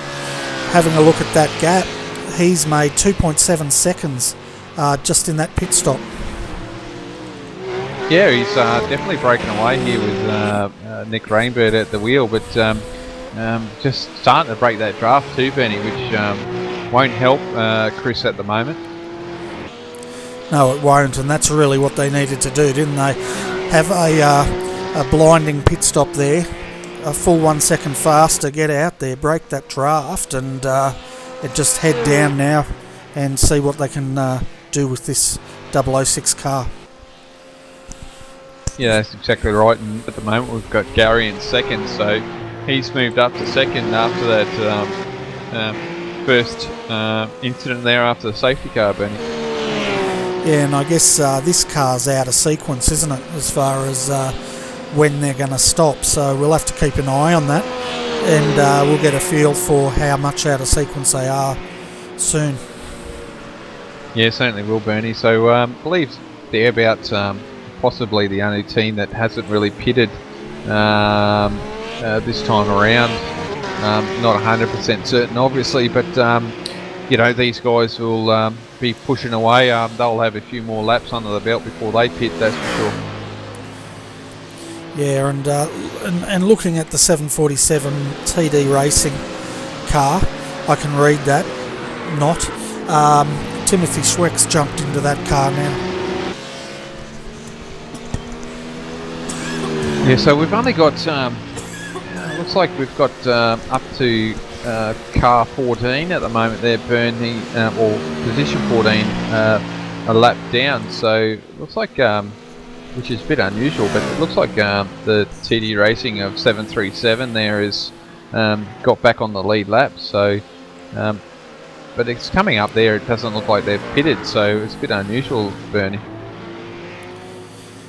Yeah, it's coming up on mine that they haven't pitted either, and they're back on the lead lap, but I'm pretty sure Andrew didn't start in that car. Yeah, well, if they are on the lead lap, they're not going to be seen, because it looks like Rod Pinder there is bearing down on them, so yeah, they're definitely going to drop a lap here, that's for sure. Yeah, and that's Guy Leach in that number 46 now, as he's ranging up on the back of them. And you're right, I think the next couple of laps are going to go back down that lap. This is when they really need a safety car, isn't it? Oh yeah, for sure, Bernie. A safety car comes out now for these guys, and you know, they're back on the lead lap, and yeah, a bit of a shame for those guys having that issue there, which took them out and they've had to pit. But yeah, they really need that safety car. And you can see there they've got the green highlights on that TD Racing there, Bernie. So that's Andrew Kanowski and Aaron Osborne as Rod Pinder goes around the outside. Oh, that's who they are. Good, with the purple wheels. Yeah, with those lovely purple or pink wheels. So I told the boys I was going to definitely show that out, but you beat me to it. So looks like I'm not the only one that thinks they're sexy, Bernie. Well, normally in our team, the guys have to carry pink if they've been misbehaving. So the question is, you'd have the inside goss on this. Do they just like pink, or is that some sort of punishment? One would probably like pink, and the other one would think it's punishment. So it's a bit of a both stories in my books, Bernie. That's for sure. Yeah, well, I think I'd prefer the pink other than that green. But anyway, let's not pick on their paint job, but I should, because I can't read their racing numbers. Yeah, that's all right, Bernie. Espen Reed has now jumped into that 111 car, so we'll see what he can do. I believe he might be just on the lead lap here at the moment, Bernie, as Guy Leach is just putting the numbers out there. Another great driver there. We certainly don't say too much about Guy generally, so he's another guy that does drive a car quite well. Yeah, he certainly does, and Guy's got a lead now of 24 seconds over Nick Rainbird in second. Nick's got that gap out to Chris Tarrant of just over 5 seconds now, so they definitely have the pace in this rough tonight. Yeah, certainly do. And I'll tell you what, Bernie, just some action back here. We've got Paul Lonergan. He's in 10th at the moment with Scott Stevens right behind him. And at the moment, you've got Peter just going around the outside on the inside, of Scott. So that was the position. And then Baden Reed's only like 4 seconds behind those guys. So and we know how quick Baden is, so he'll be on a charge to try and get around these guys himself. Yeah, and that 222 car, that's recovered quite well, really, considering it was in the fence pretty heavily, and they're still on the lead lap by the looks of it. Yeah, Benny, just in the lead lap there, and you know, they're in P10 at the moment, so they're doing a great job there. As we've got Terry Marwood at the moment trying to unlap himself from Scott Stevens, so they've been in the wars as well. I think they got caught up in that first lap incident as well, Benny. Yeah, sorry about that. I was just distracted. My phone just went off, folks. But yeah. Anyway, what were you saying, Adrian? Yeah, no worries, Benny. Just saying that Terry is one of the guys that just went around Scott there. He was unlapping himself. He got caught up in that first lap incident. So they're trying to make their way back through the field as well, and they're hoping for a safety car as well in the right time. So I like this idea of safety car. I just haven't seen too many of it, except from the start, which is that means that the boys have been behaving themselves and doing the right thing. Yeah, that's right. But I tell you what, if we ever did need a safety car, it was definitely at the start of that race, because it was quite a bit of a debacle out there, one must say. But I'm interested in Terry Marwood's sponsorship here. They've got the Sim 737. And I'd be keen to find out more about that, mainly because I'm a flight sim nut, and Sim 737 must mean flying a Boeing somewhere.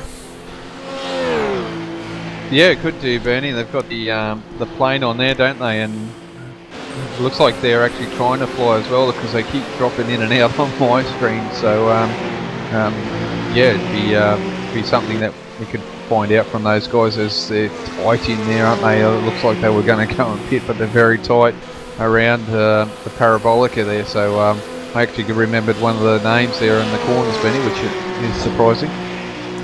I just call it the final corner. That'll do. You know, that's how pro I am with these broadcasts, folks. Oh, that's all right, Bernie. We do know the tracks are just gets a little bit hard trying to remember every corner that we go to. So, but no, these guys are doing a great job here tonight, trying to work their way back up through the field. But this goes to show how quick these rods are really around Monza tonight. Oh, they're diabolically quick around here at around Monza tonight. And also a bit of a shout out here to Scott Stevens in the JFF racing car. He's one of the guys behind the Australian Endurance Championship.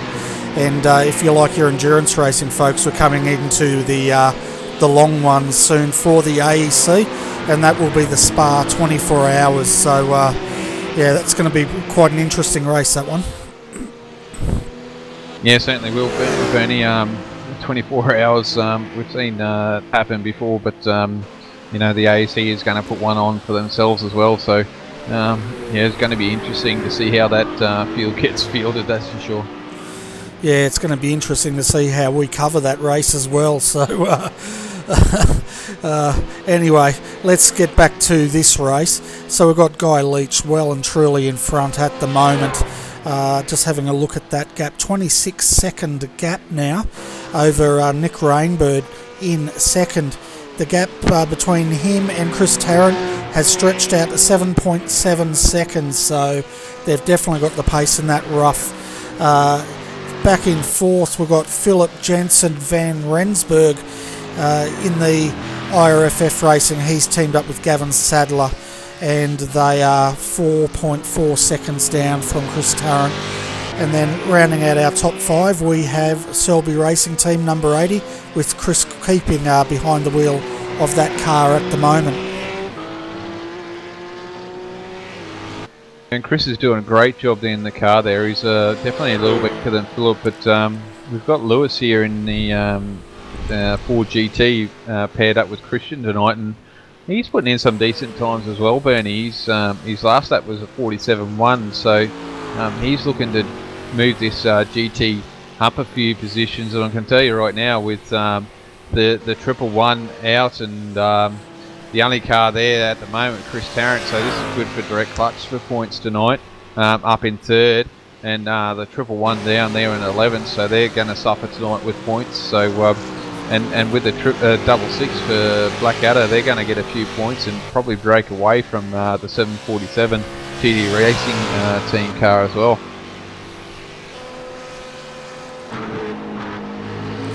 Yeah, that 747 car has Timothy Schweck behind it, and for the viewers out there that can't see the number like me, that's the one with the red wheels. Yeah, that's it, Bernie. You're getting it. I'll learn you yet. Yeah, I'm going to be totally educated by the end of tonight, that's for sure. Yeah, that's fine, Bernie. I'm good at teaching. I'm sure of it. So we're just having a look here at the moment. Baden Reed has the number 10 in between him and Scott Stevens at the moment, and just having a look at that gap. What is that gap? 1.4 seconds, but that number 10 rough, that does have the pace because Scott hasn't been able to pass it as yet. Yeah, these roughs are absolutely phenomenal tonight. I thought they might have lost a bit of speed at the end of the stint, but they seem to be hanging on. But we have seen that they do struggle there for tyre life at the end, and they can catch you out as per normal for a rough. But for pace, they are so quick, aren't they? And they're definitely the car of choice at Monza tonight. Yeah, definitely, and maybe the cooler weather's helping these roughs tonight with their tyre life, because it doesn't seem to be too bad at this stage. And we've been running now for an hour and 15 minutes, and we're almost coming up to the halfway mark of this race.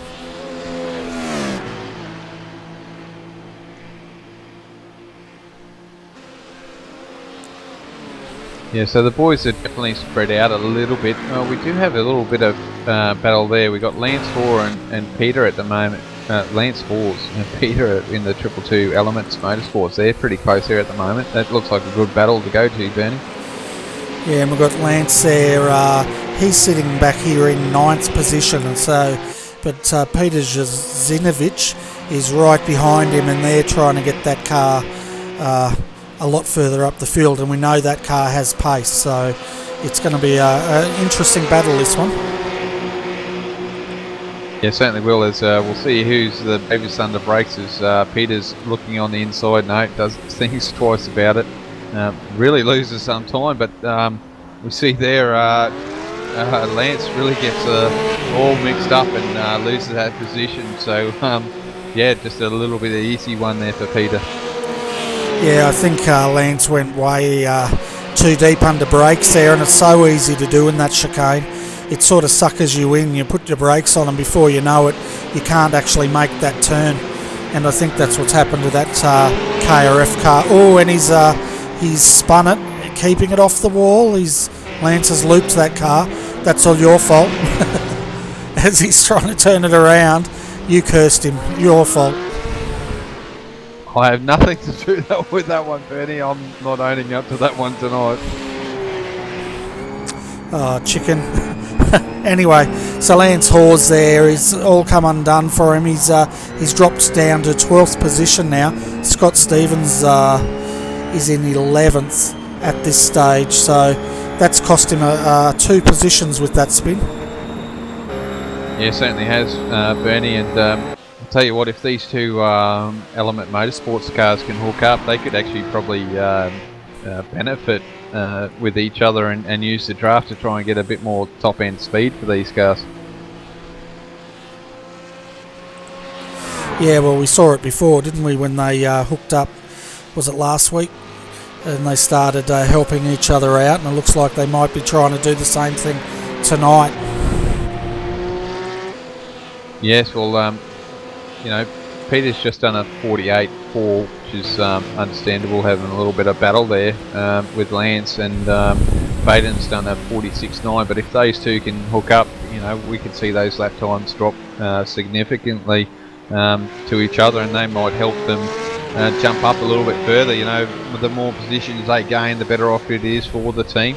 And I wonder if team orders might come in here and let the 111 pass at the end of the race there, Bernie, just to help them with championship points. Yeah, well, the 111's the leader at the moment on 211.25 points. The 222's back there in 8th, so team orders definitely may be played out here later on in this race, Adrian. Yeah, well, it'd be understandable if they did actually let them through, if there's anything else that goes wrong tonight, to try and let them have those points, and there's nothing in the rules about them doing that, so and it'd be quite interesting to see if that actually happens tonight. Yeah, that's right. It will be interesting to see if that does happen. But Scott Stevens now having a look at Terry Marwood here under brakes. He's wanting to make that move, and he's got a TD racing car with silver wheels behind him. That would be Jay Brown and Timothy Ballinger in that one, Bernie? Yeah, so that's Tim Ballinger there in the silver wheeled car. I think that's number 727 by my overlays here. That would be correct. And Scott got a good run there on the inside in that BMW, but I tell you what, that rough, it's got more than enough pace to hold him off down that start-finish straight here.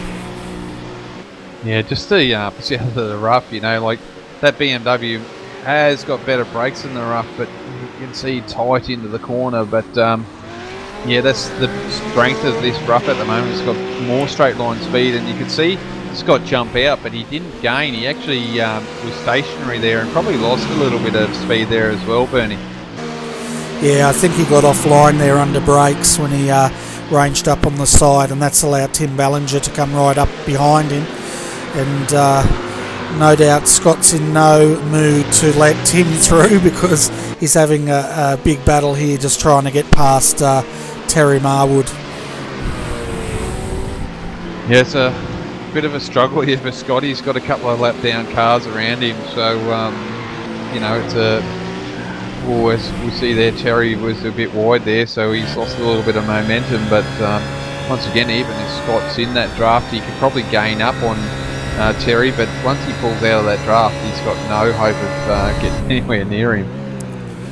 Yeah, that's right. He's pushing it as hard as he can, coming into that final corner there, but then Terry just runs away again as soon as they hit the straight. It's just that speed out of that rough is just phenomenal, isn't it? It's just unbelievable how quick that rough is in a straight line. Yeah, but look at how Scott ranges right up under brakes. They'll come out of this sweeper now onto the final front straight, and watch now, Terry will just put the foot down and off he goes again. Yeah, and you'll see that may you know, gain up on him, but if he pulls out of that draft, he just doesn't go anywhere. Once you get out of that draft of that rough, you just do not go anywhere in that BMW. It just does not have the legs to beat that rough in a straight line.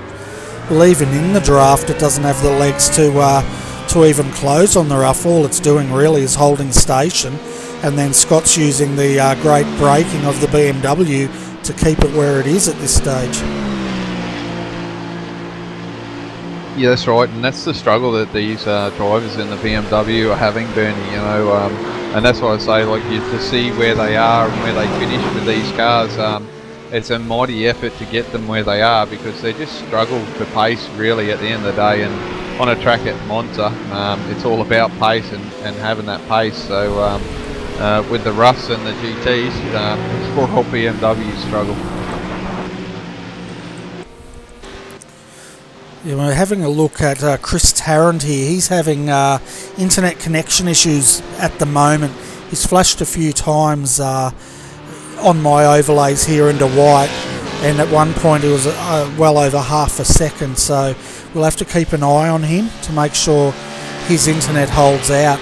They're currently sitting in third, but the gap up to Nick Rainbird is 8.9 seconds, so they're losing time, and Philip Jensen van Rensburg is actually catching him.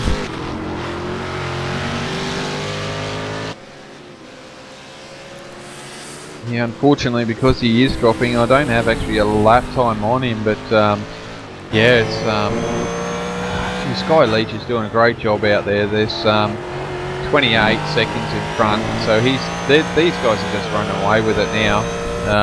Nick Rainbird is 9 seconds in front of Chris, and like you said, Philip is only 4 seconds behind him. Yeah, and I don't think Chris is very happy with the handling of this car. We just had a look at him working that wheel, and that car looks a little bit loose, probably a bit more loose than what Chris may like. But we'll just do a lap around here with Chris, and so folks, here's our first lap around here in the Ford GT3. Turn up your volume, enjoy the ride, and listen to the beautiful sound of this car.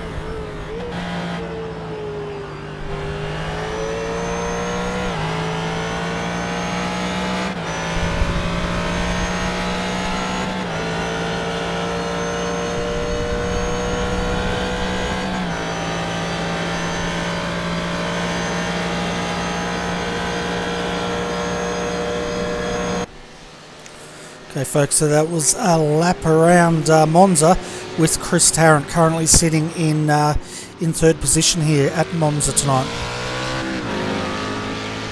Yeah, Bernie, good job there by Chris at the moment. It's good to see that the Ford GTs just do not have the dominance on everything at the moment. So good to see the Ruffs have actually showing a bit of pace, but we know they're quite quick anyways, aren't they?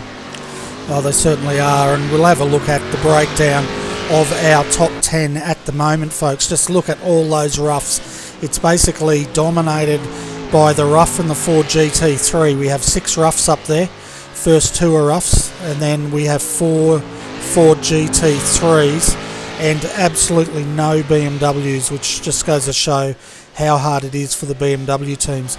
The first BMW is in 11th, and that's Scott Stevens tonight in the GT Omega JFFracing.com entry.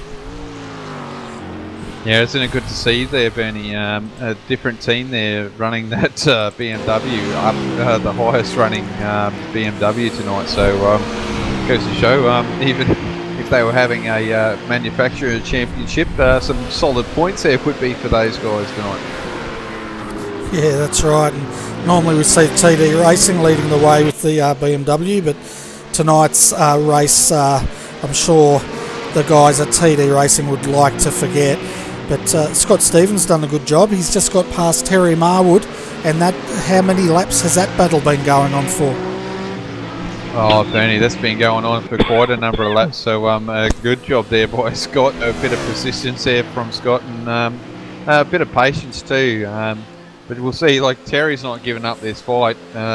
Just he just thinks he's got to get there around him, but we've got what, an hour and 15 minutes to go, so we are slowly running down here, Bernie, tonight. We certainly are, and I think I'm slowly running down as well as I'm starting to develop a bit of a cough, but we'll see if we can get to the end of this race. But at the moment, Scott Stevens sitting there in 11th, doing a great job in the first of the BMWs out there tonight. And his lap time's 1:48.072 is the fastest he's done. And they're a good 2 seconds, or 1.7 seconds off the fastest time of the roughs out there. And look at Terry Marwood just go straight past him down the straight. How demoralising would that be? Yeah, it's unbelievable as Terry just outbrakes himself there and going to lose a bit of time. But yeah, it's a shame, you know, like these guys in the BMW. I know we've spoken about it plenty of times before in the broadcast, and just trying to just to explain how much these BMWs are suffering. But I think tonight here at Monza, I think we can just see how bad these cars are compared to the other two at the moment. So, and we don't have a McLaren to compare them either, and I know they struggle just for grip. Bernie, they're just shocking to drive around corners. Yeah, well, the McLaren is a real beast at the moment. It's one of those cars that, you know, it's just doing its level best to try to kill you at any turn it can, and it's not a very nice car to drive at the moment at all. As we can see now, Tim Ballinger getting a good run down here on Scott Stevens, and Tim's coming under brakes. He's made that move, and we'll see if he can actually now get a bit of a gap here. Now that wasn't for position. Tim's actually 1 lap down, and they've been trying all night just to try to get that car back on the lead lap, but with the quality of this field, it's a bit difficult, isn't it, Adrian?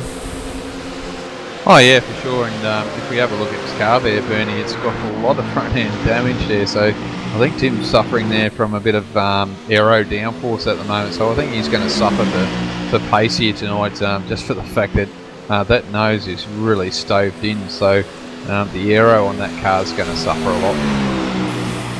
Yeah, you can see it as soon as he jumps out of the slipstream there. He's just doesn't have that pace to pull past Scott, and when Scott got, he made that move under brakes, so he's got back out there again. But Scott just has a much smoother car at the moment, and can just sort of drive around him when he gets a good run out of these corners. Yeah, now the problem here for Scott is because he's had a little bit of battle there with Tim. He's under pressure there from Lance now, and as we saw, Scott moves over and Lance had to brake there, so Scott nearly got rear-ended by a rough there. So you know, we've brought up another battle here. So as Tim's trying to, you know, get some laps down and try and push his BMW through the field, which we know he's quite quick, but just suffering there from aero downforces. We can see now Scott in his draft trying to overtake him, and he's got Lance behind him. So this is really hard for Scott at the moment. Yeah, it is. He wants to clear Tim so he can keep that gap going, and he's back on the inside under brakes. He's going to make that move again, but he sort of has to pay the piper, doesn't he, because he went so deep in there, which is probably going to make him... Oh, Tim's gone again, back into the fence. Oh, that's a hard luck there. After that first incident there, I don't think he's going to be a happy chappy now.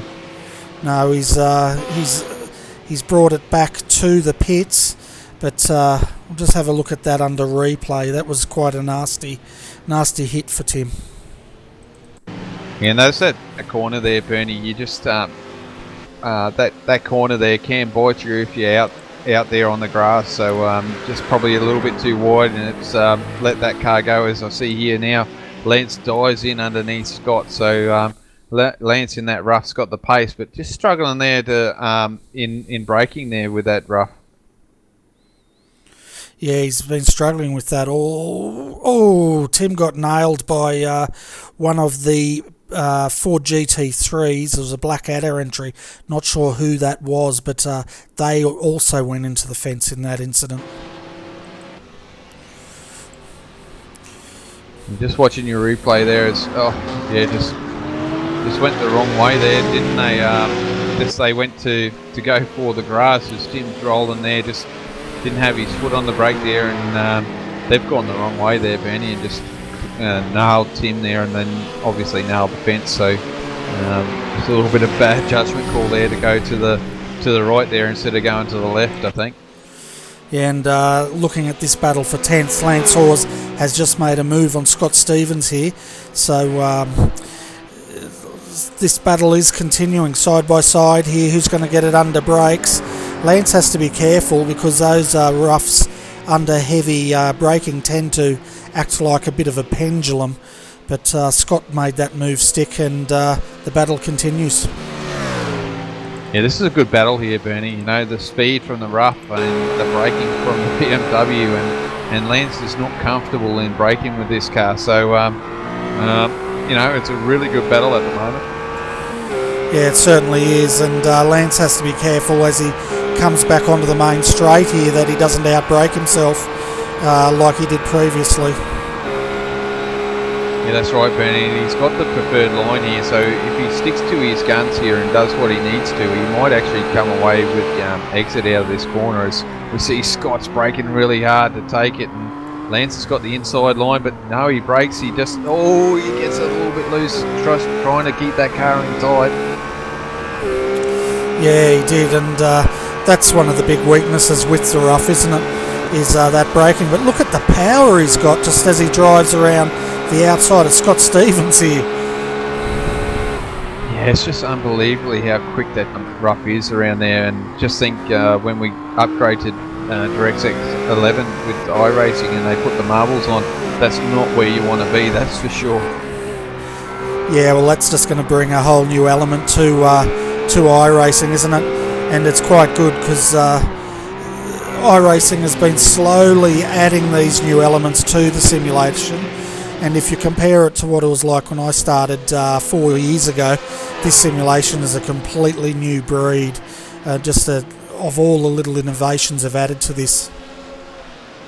And now I think here, Nick, we've got another little element building here with Guy Leach here winding up the back of here, so the boys are battling away here, and they've got the leader trying to get around them as well. But yeah, it's going to be interesting here. It looks like Lance will probably want to have a look. Now he's braked, so he's realised it's the leader and let him through. So good awareness there by Lance.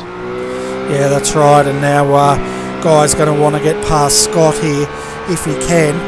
And he's, you know, the rough's definitely got the power. Just look at it, just stream past Scott Stevens as if he's standing still.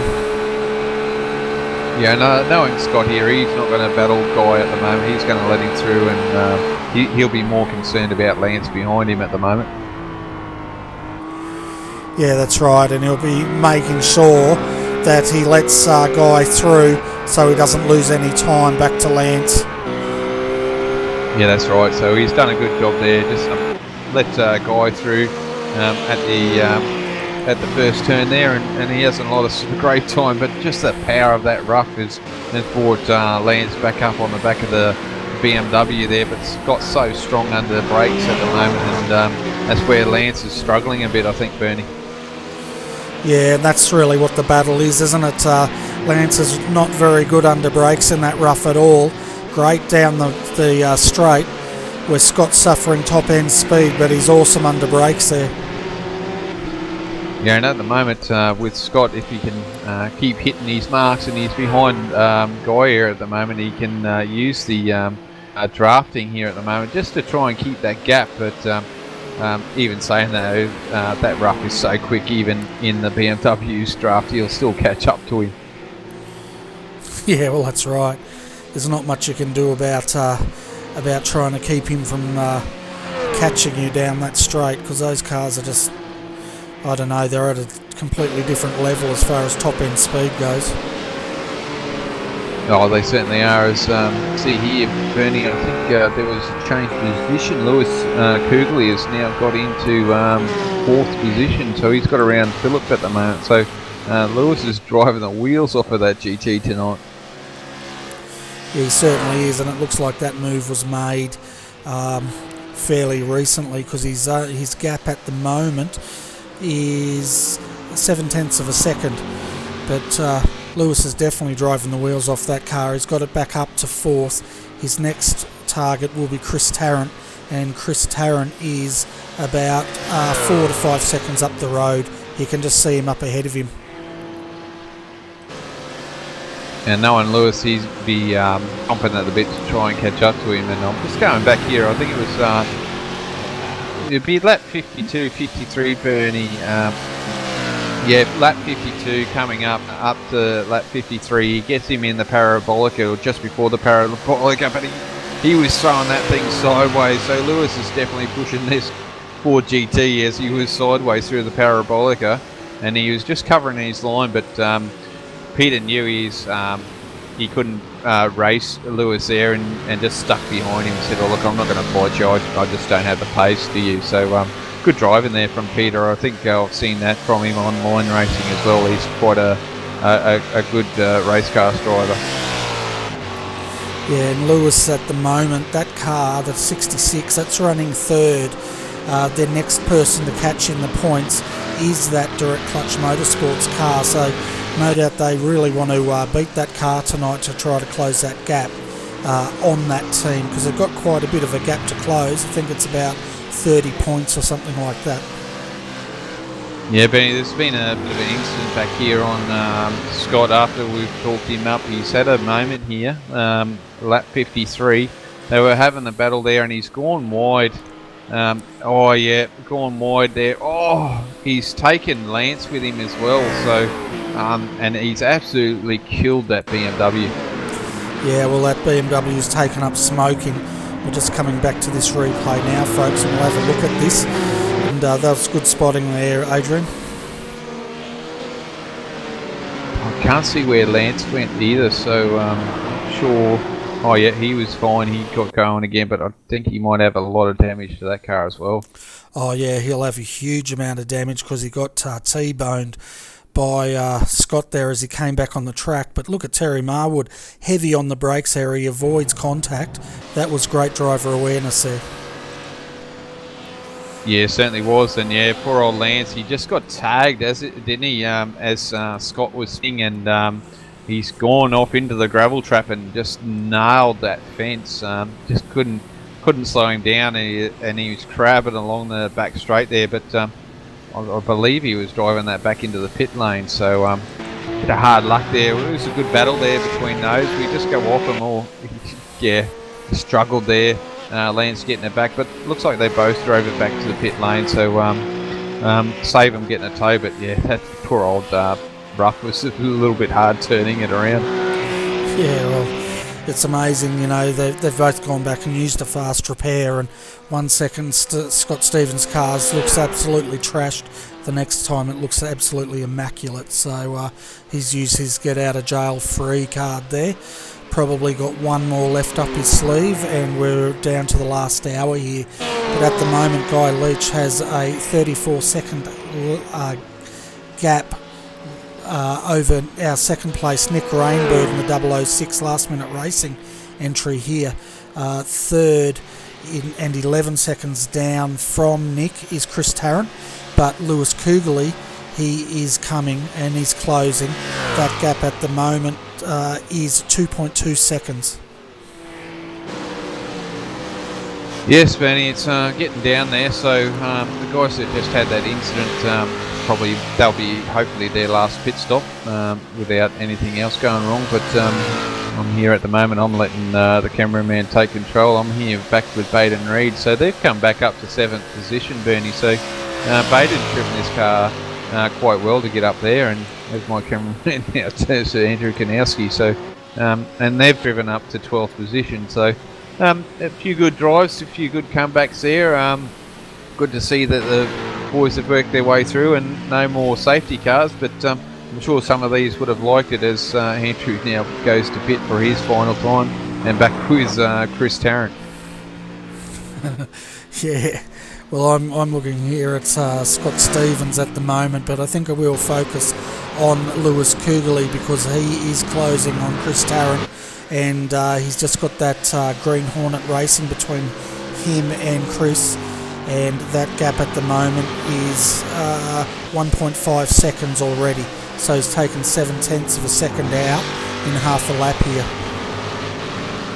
You're just looking at those times, Chris did a 48.1 and Lewis has done a 46.9, so Lewis is definitely on the money here. I think he's actually the quickest out of the top 5 at the moment, so this goes to show how quick Lewis is, and it doesn't matter what you put him in, he's actually quite quick. And see there, Chris is just struggling with the GT at the moment. There's Lewis is going around the outside here at the moment, Bernie.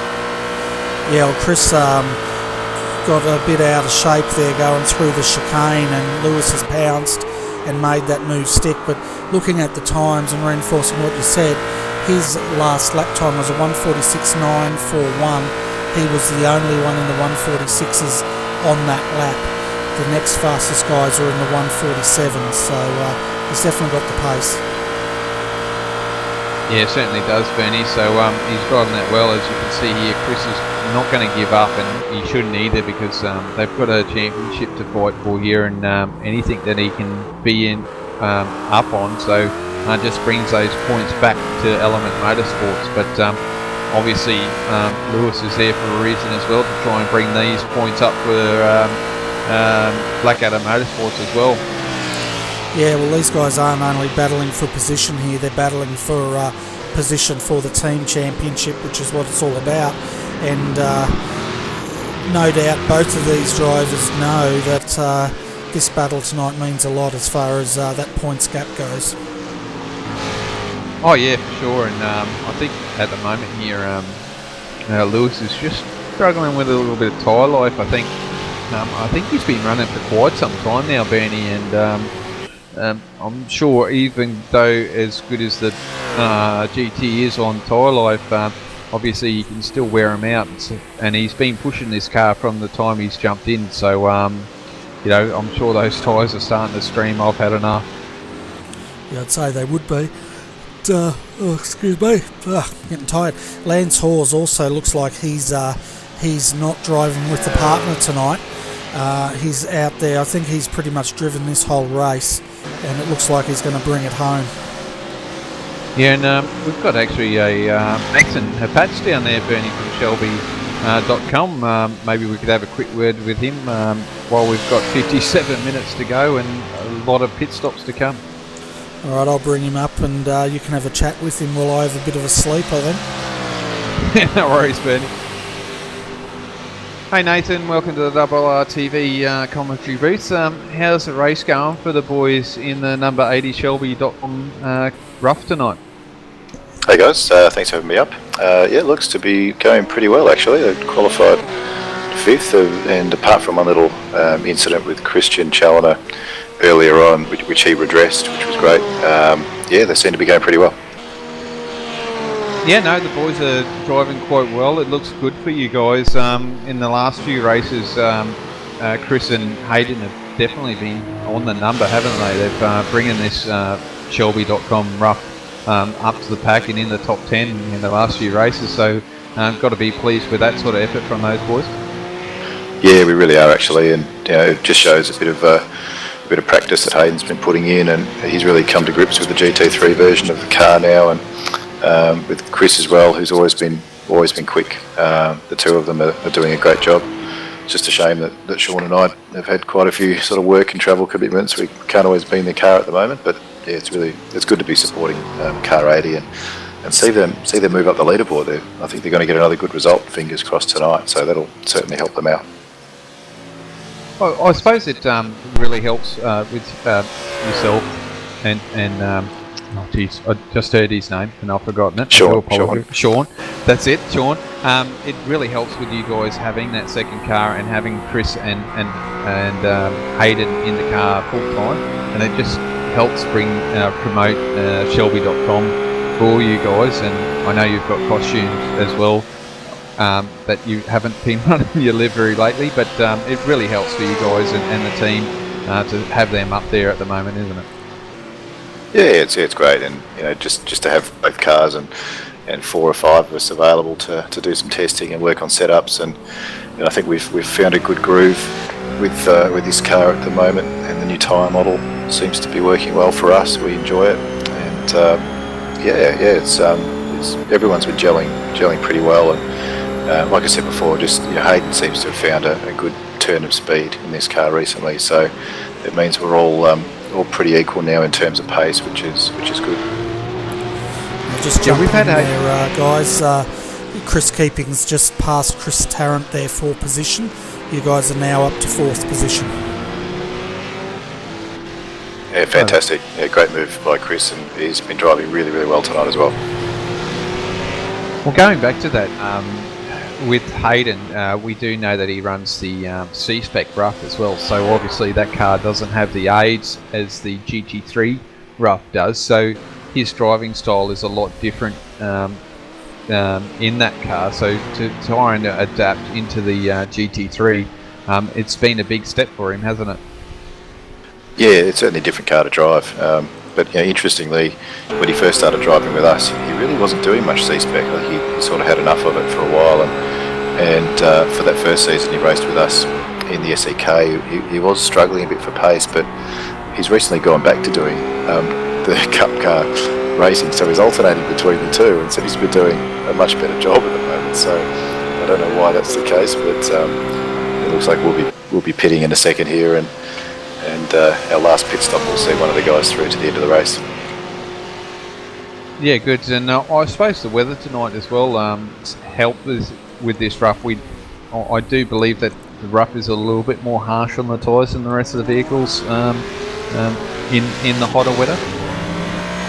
Yeah, it can be. I spoke to Hayden earlier, and in their testing with the setups, really we'd only made minor adjustments to a hot track setup. So I drove 4 or 5 laps before the race on a 40-degree track, and it felt pretty good. And from what we've seen, I think our lap times have been pretty consistent for the whole stint. So we really haven't seen as much degradation as we thought we might have, to be honest.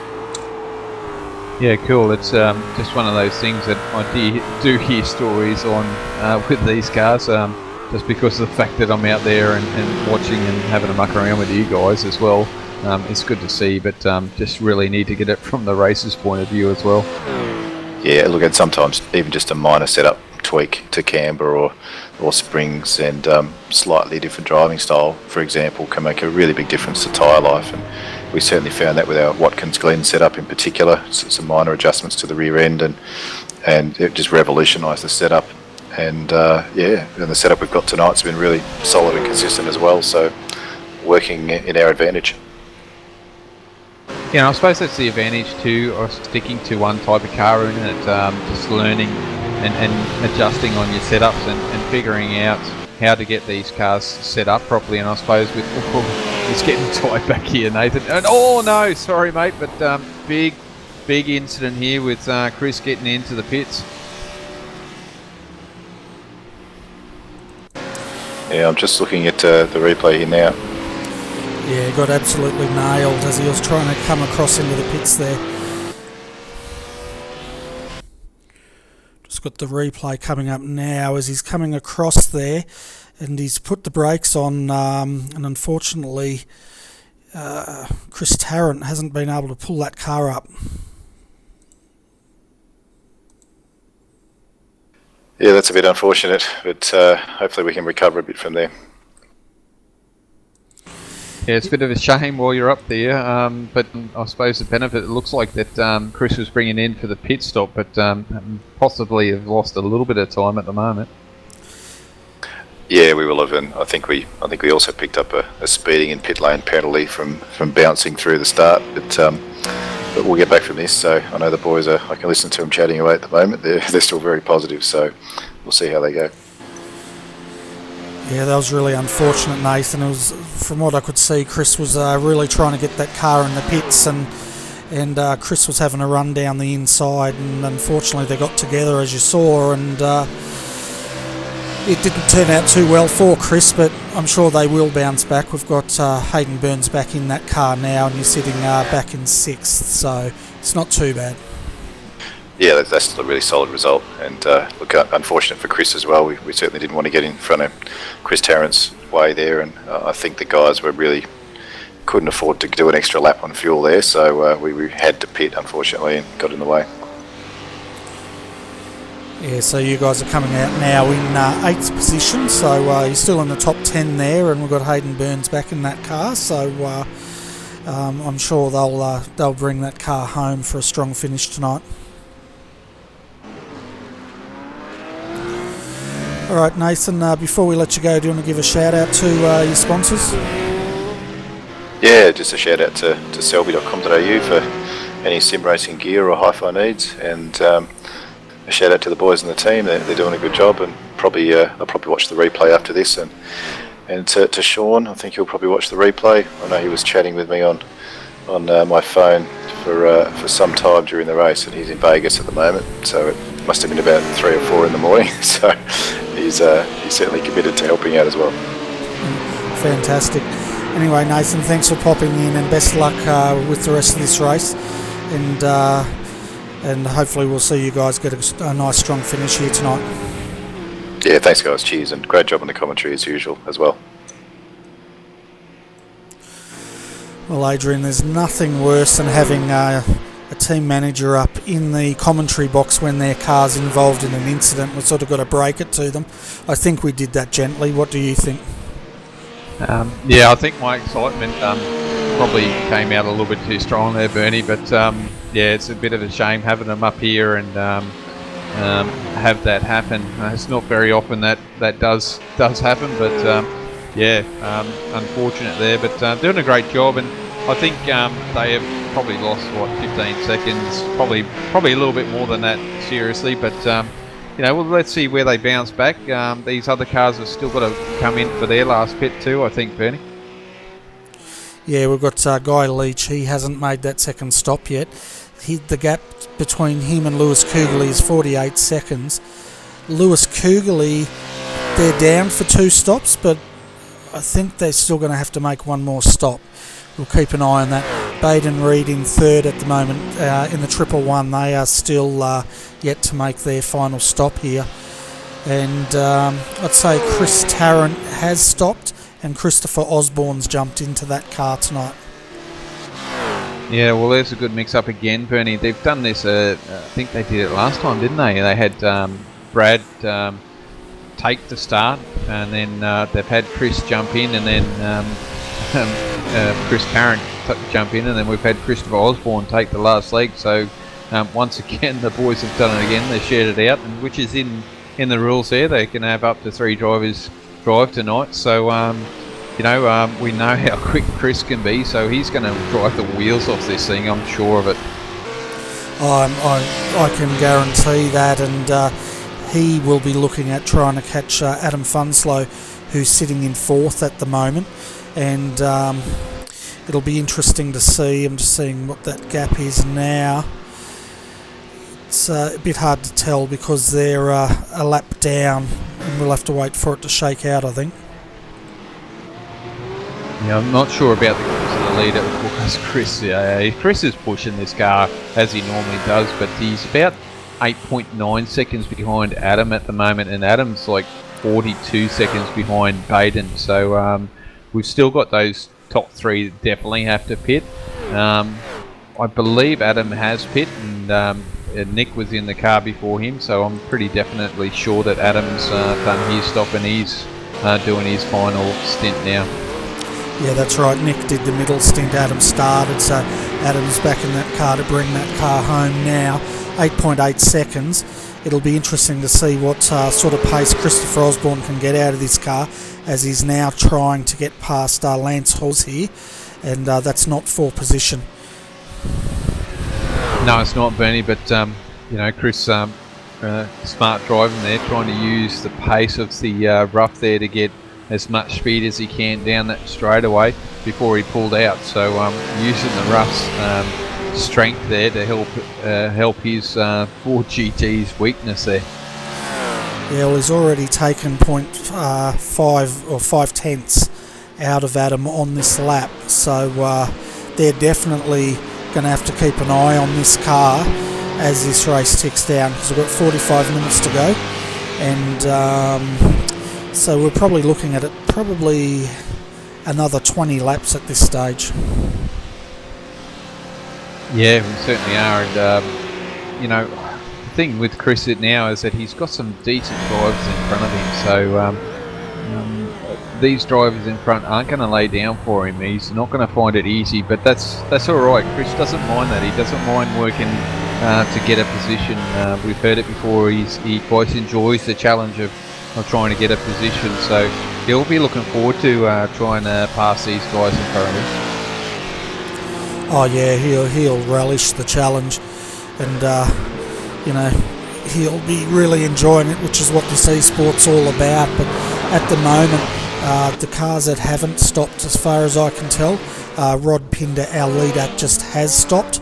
So Rod's back in that car, and he'll bring that home. His stop was a 49.5 second stop. Lewis Kugel's also in the pits now, taking his final stop, and he'll be bringing that car home. The question I've got though is the 111. I think they're out of sequence, aren't they? So I'm not sure when they're going to make a stop.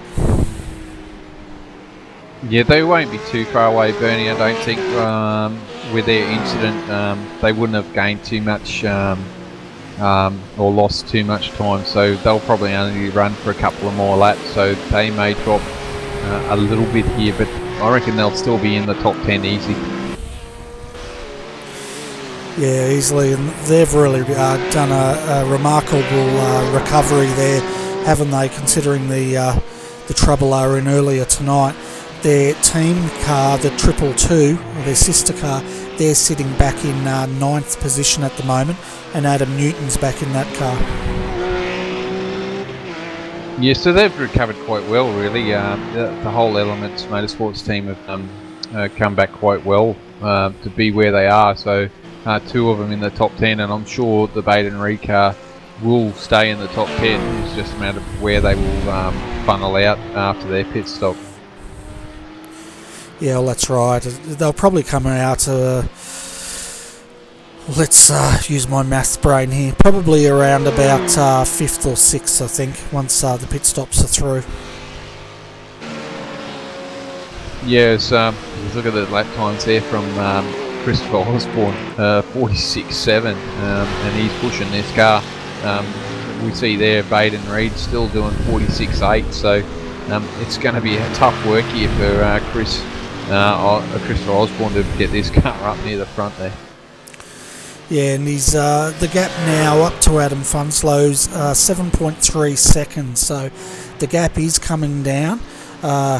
He's taken 8/10 of a second out of the 006 car in that last lap. Yeah, and he'll keep pushing that. I mean, this Ford GT can look after its tyres even though you are pushing it, but obviously, like anything, you can push them to a point where they won't do any more. But I think Chris is in the box seat here. If you keep pushing, these tyres should last him right until the end. Yeah, well, that's right. They've only got 41 minutes to go until the end of this race, so it's not too far to go. Oh boy, I'm starting to yawn again. It's been a long day here, but having a look, Rod Pinder's still in control of this race, and 44-second lead now to Lewis Kugeley. But Adam Funslow, he's starting to range up on the back of Lewis Kugeley, and that gap is down to 1.5 seconds. So from 2nd to 4th, they're starting to close up again. Yeah, the advantage here for Adam is that he's got nice fresh tyres on his car, and he's using that to his advantage, where Lewis has been in that car for quite some time now, and I'm not sure, Bernie, it seems really weird that has he done a pit stop or not?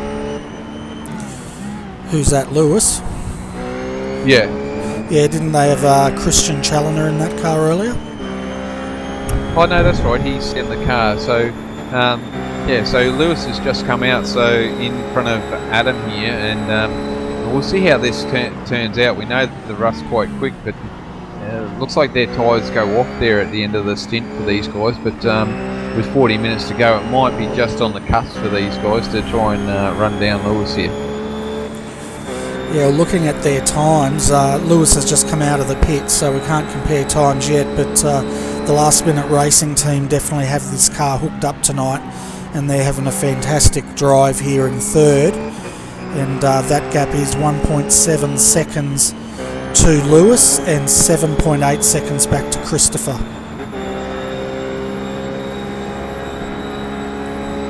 Yeah, so Lewis just did a 46.9 and Adam did a 46.8, so 1/10 quicker there from Adam. So he is in the draft here, and he could probably use that to his advantage. We know how slippery that rough is. Yeah, and the GT3 of Christopher Osborne, or as he got a bit messed up there going through, that's not going to help. 147.6. Yeah, he got a bit put off there coming through the first chicane, which will have cost him a bit of time there. Yeah, over 2 seconds. Yeah, so Chris has got to be careful here. He doesn't overdrive the car. He definitely has the pace. He's just got to keep hitting his marks and bring this car home. But like I said, Bernie, the amount of talent and the way that guys have come through this season, we've seen this series go strength to strength, and the drivers also go strength to strength. And the direct clutch boys are just not getting their way this season, just because of the strength of the guys that are in this field these days. Yeah, that's right. The strength of this field has improved a lot, hasn't it, during the last couple of seasons here, and it's great to see. It puts on really good racing, and unlike the real life Formula Ones, we have more than 2 teams here battling it out for the honours each race, basically. Yeah, that's right, Bernie. I remember the first time I actually raced in this series, which was just before Christmas time there, and I was running around with Alex Pohl in a BMW. So I've been in a BMW for such a long time, and with this series for such a long time as well. And back then you knew you had the Christopher Osbornes, and you just knew who they were. They were that quick, and it looked like you were standing still. And a lot of these drivers were in this series. You know, the Gavin Sadlers and the Gary Hamilton. You know, all these guys were in here and were trying to be as quick as Christopher Osborne, because he was the guy to beat basically, and they were running away with it most of the time. So good to see that these guys are up there and showing the speed that they've all got. Yeah, that's right, and we might have put the curse on the 006 Adam Funslow. Is in white here on my screen, which means he's basically dropped off off my timing screen here. So this could possibly be another internet connection issue for that car.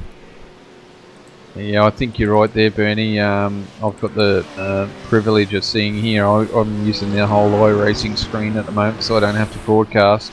Yeah, on the message board there, Adam Funslow has received fell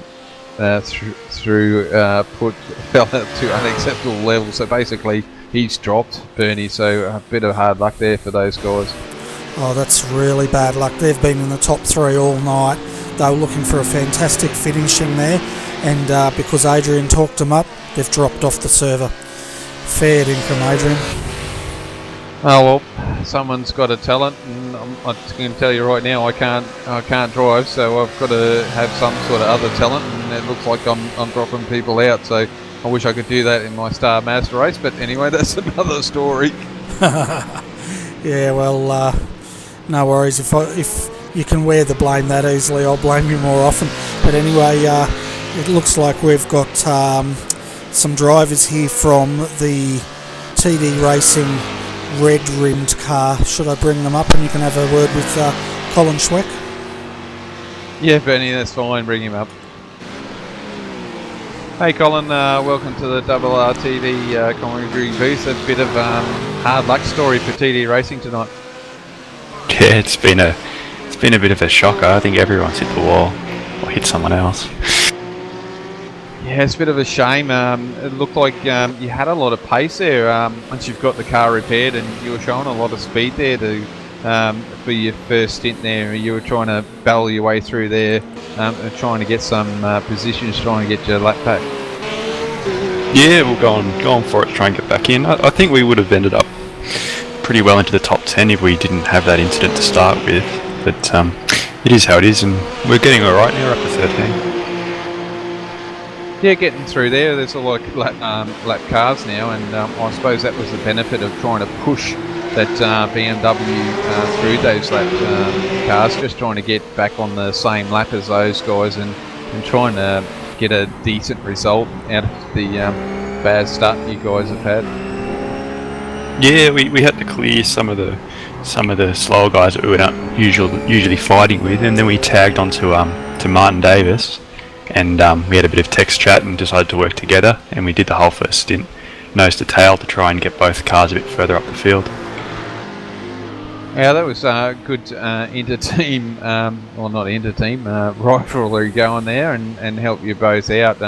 Obviously it did benefit you guys probably more than they did, because those roughs are definitely quick in a straight line.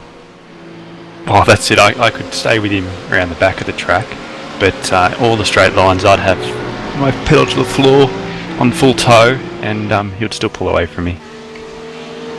Yeah, we just noticed that tonight it looks like Monza's really suited to these roughs tonight. They are definitely in fours. I think we've got probably about 6 odd roughs up in the top 10 tonight. Oh, they've got the speed, because we can draft in the Ford GTs, but we can't gain on the roughs down the straight. And so how's the team tonight? I know it's been a little bit disheartened there tonight after the big issues there from lap 1. They're pretty good spirits. Tim Ballinger had another accident, unfortunately, so they're just trundling around now just to finish the race. But my car and mine and Tim's car and Aaron and Andrew, we're both focusing on getting back up the field, so we've got pretty good spirits, just trying to get up there and finish the race in a good spot. Yeah, it's good to see that you guys are keeping out there and pushing these cars forward. We know that you guys put in a lot of effort, and it's good that you've joined a team. It helps you guys out. How are you finding the BMW actually? We haven't had you up here and discussed the differences from running the rough to the BMW for you guys. Yeah, it's different. We're really not settled with it still. It just it doesn't turn the way we like to have the cars turning. It doesn't have the front end. And then this season it's obviously been rebalanced, and it doesn't have any straight line speed either, so it's been a bit frustrating, especially when some of the guys we would run with last season, they're a good 7/10 in front of us, and that's just down to the car mainly. So it's a bit frustrating, but I mean, we're getting there. We're getting up to speed, and we're running at the same pace as the other guys in the Beamers, so it's going forward. And in saying that, as a team, you're probably one of the benchmarks teams in the BMW, so how does that sit with you guys as well? No, it's good. We're working very well as a team, so Tim Ballinger and Pat and Andrew and Aaron and us too. We're putting a fair bit of setup work in, and we've managed to find a pretty good setup that seems to suit most tracks, and then we have to do a bit of tweaking. So, I mean, as a team, we've pushed all 3 cars further up the grid, so it's working quite well. And I take it you're enjoying the team life with the TD Racing crew? Yeah, it's quite good. We've been doing a few other races outside of SEK, so it's good at jumping in and helping, or even if you're just on for a few hours in the day, you can jump in and help spot or spectate someone else's race just to give them a hand. So yeah, it adds a bit more to the iRacing kind of feel. Yeah, that's good. And something else, like you guys are fairly new to that team. It took a little bit of time to gel with the guys and get to understand what they were like. Not really. They're good blokes. So within about a week, I think we were getting along and cracking jokes, and at the expense of other team members. So it's gone all right. Yeah, very good.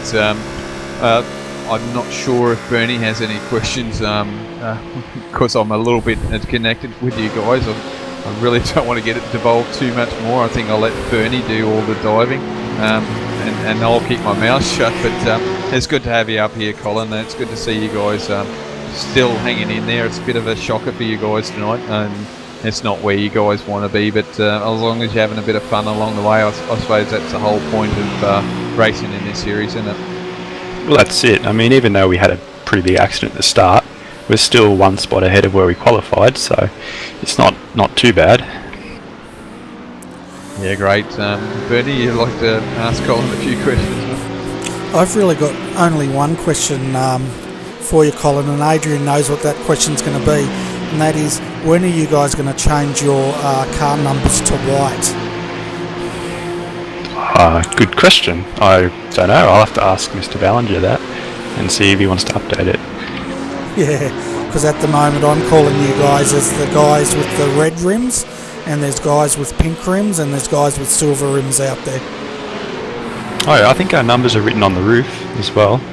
But you mean the iRacing number? I think that is black from memory, yeah.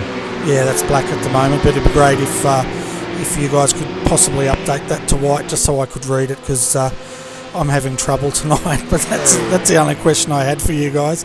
You're having a good run out there, and unfortunately it all came undone for a lot of your team before the first corner in that huge incident, but it looks like you've all recovered back from that fairly well, and you're all still got all three cars out there, so that's a good recovery effort.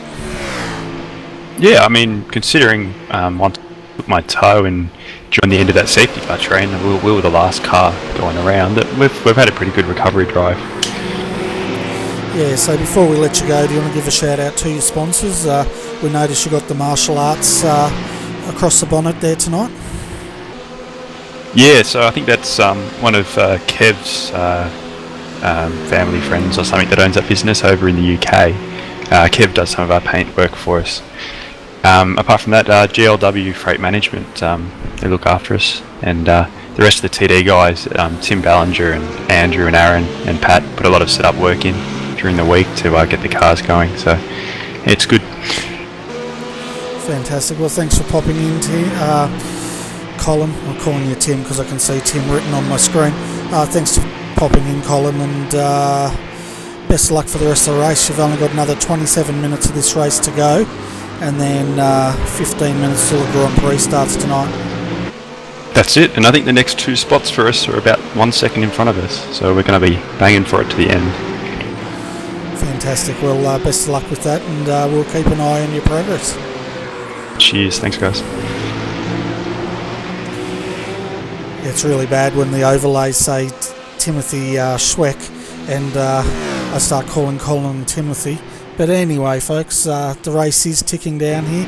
We've got Rod Pinder still out in front. He's got a 47-second gap over Lewis Kugley in second.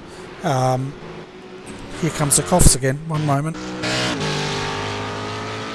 And then we've got Christopher Osborne in third, 10 seconds behind, 9 seconds behind. Telemetry just going a little bit crazy there. Baden Reed, what an effort there, Bernie, into fourth.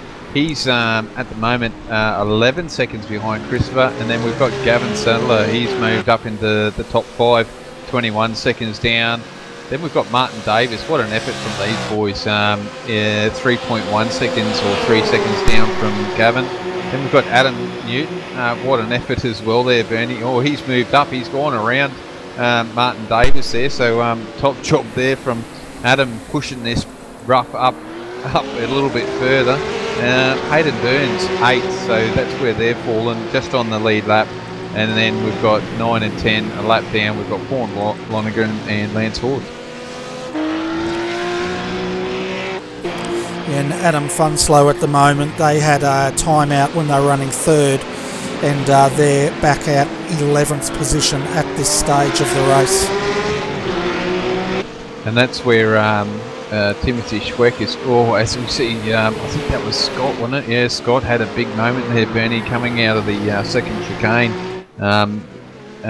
Timothy just got around him for position, as we see Hayden Burns bearing down on Timothy. If Timothy uses Hayden here, he might help catch up to Adam to try and get around him, but Adam's quite quick tonight.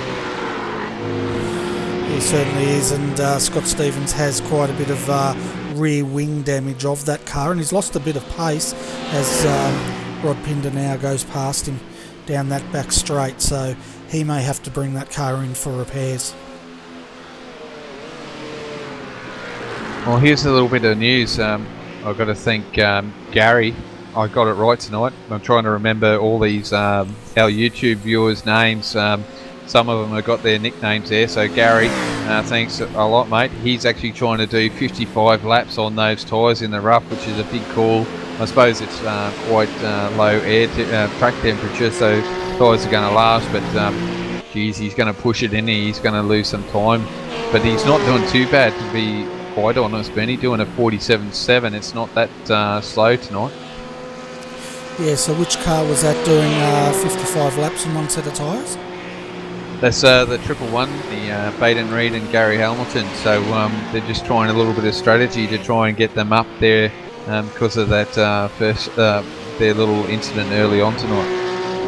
Wow, that's quite interesting news. Definitely, thanks Gary for letting us know. We weren't aware of that, but it seems to be working for them so far. They're sitting up there in fourth position, and that car's been in the wars earlier on tonight, and it's been a fantastic recovery drive for that team, really, hasn't it?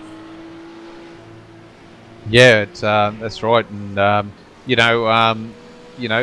pit stop was 31.5 seconds roughly on my telemetry, so that's 20 seconds they've gained on everyone else, and like Gary has said, he's capitalised, and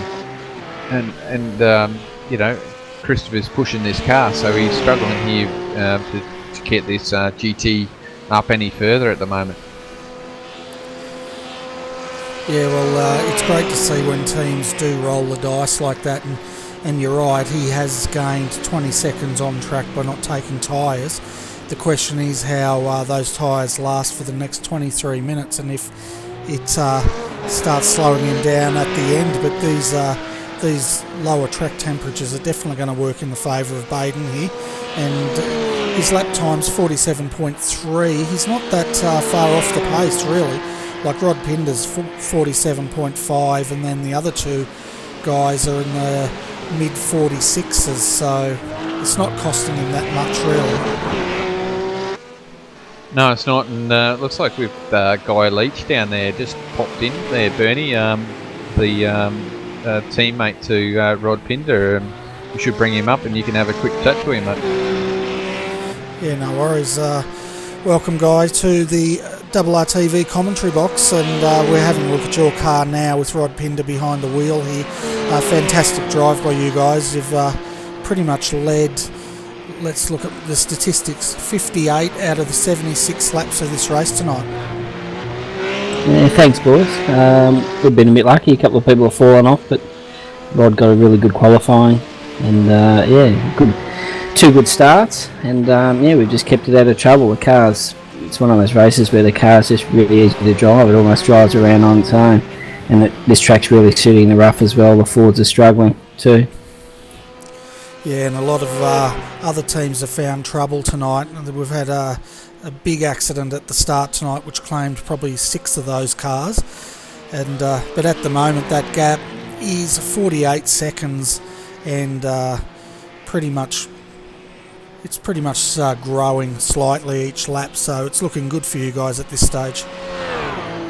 I was trying to get Rod to slow down, but he told me to mind my own business, so I thought I'd come and talk to you instead. Did he tell you not to talk to him in corners? Oh, we try not to do that anyway. Yeah, fair enough. But so how's Rod feeling out there in the car at the moment? I guess he's pretty comfortable and in the groove of things. Yeah, well, when you haven't got any pressure on you, it's good. You can just relax and just churn out the laps. So he's feeling confident and just going to bring it home, hopefully. Fingers crossed.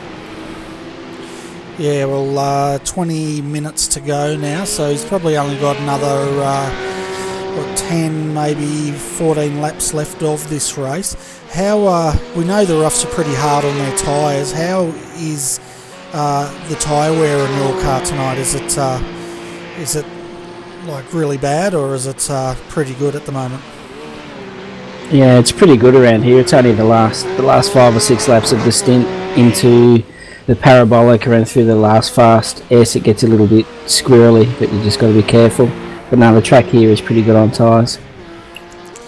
Yeah, and I guess once you know where the car gets squirrely, you can sort of just drive to those conditions at that part of the track. I guess that's what Rod and yourself have been doing tonight. Yeah, well, that's right. Because we've got the luxury of no one right behind us pressuring us or trying to chase anyone down. We can just drive comfortably. So it's actually been quite easy. Fantastic. Well, it's great to see you guys up there at the pointy end tonight and having such a great race. The gap now is 57 seconds. So Christopher Osborne's had some issue back there while we've been interviewing you. But I'll hand you over to Adrian and see if he's got any questions for you, Guy. Hey Guy, doing well. Driving the car. We know that you guys have sort of come under the radar most of the times, but been showing the pace tonight, and must feel good to get that car up near the top there tonight, mate.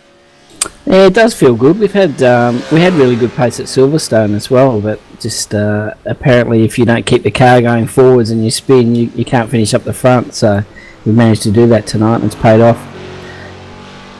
Yeah, it's one of those tracks. I believe actually Rod has had a win there in this series in the rough. I can't recall who he was with, but I know I'm pretty certain he actually did win that race, and he beat the boys from Direct Clutch. So he's definitely got some miles there and understands the car. So is it good?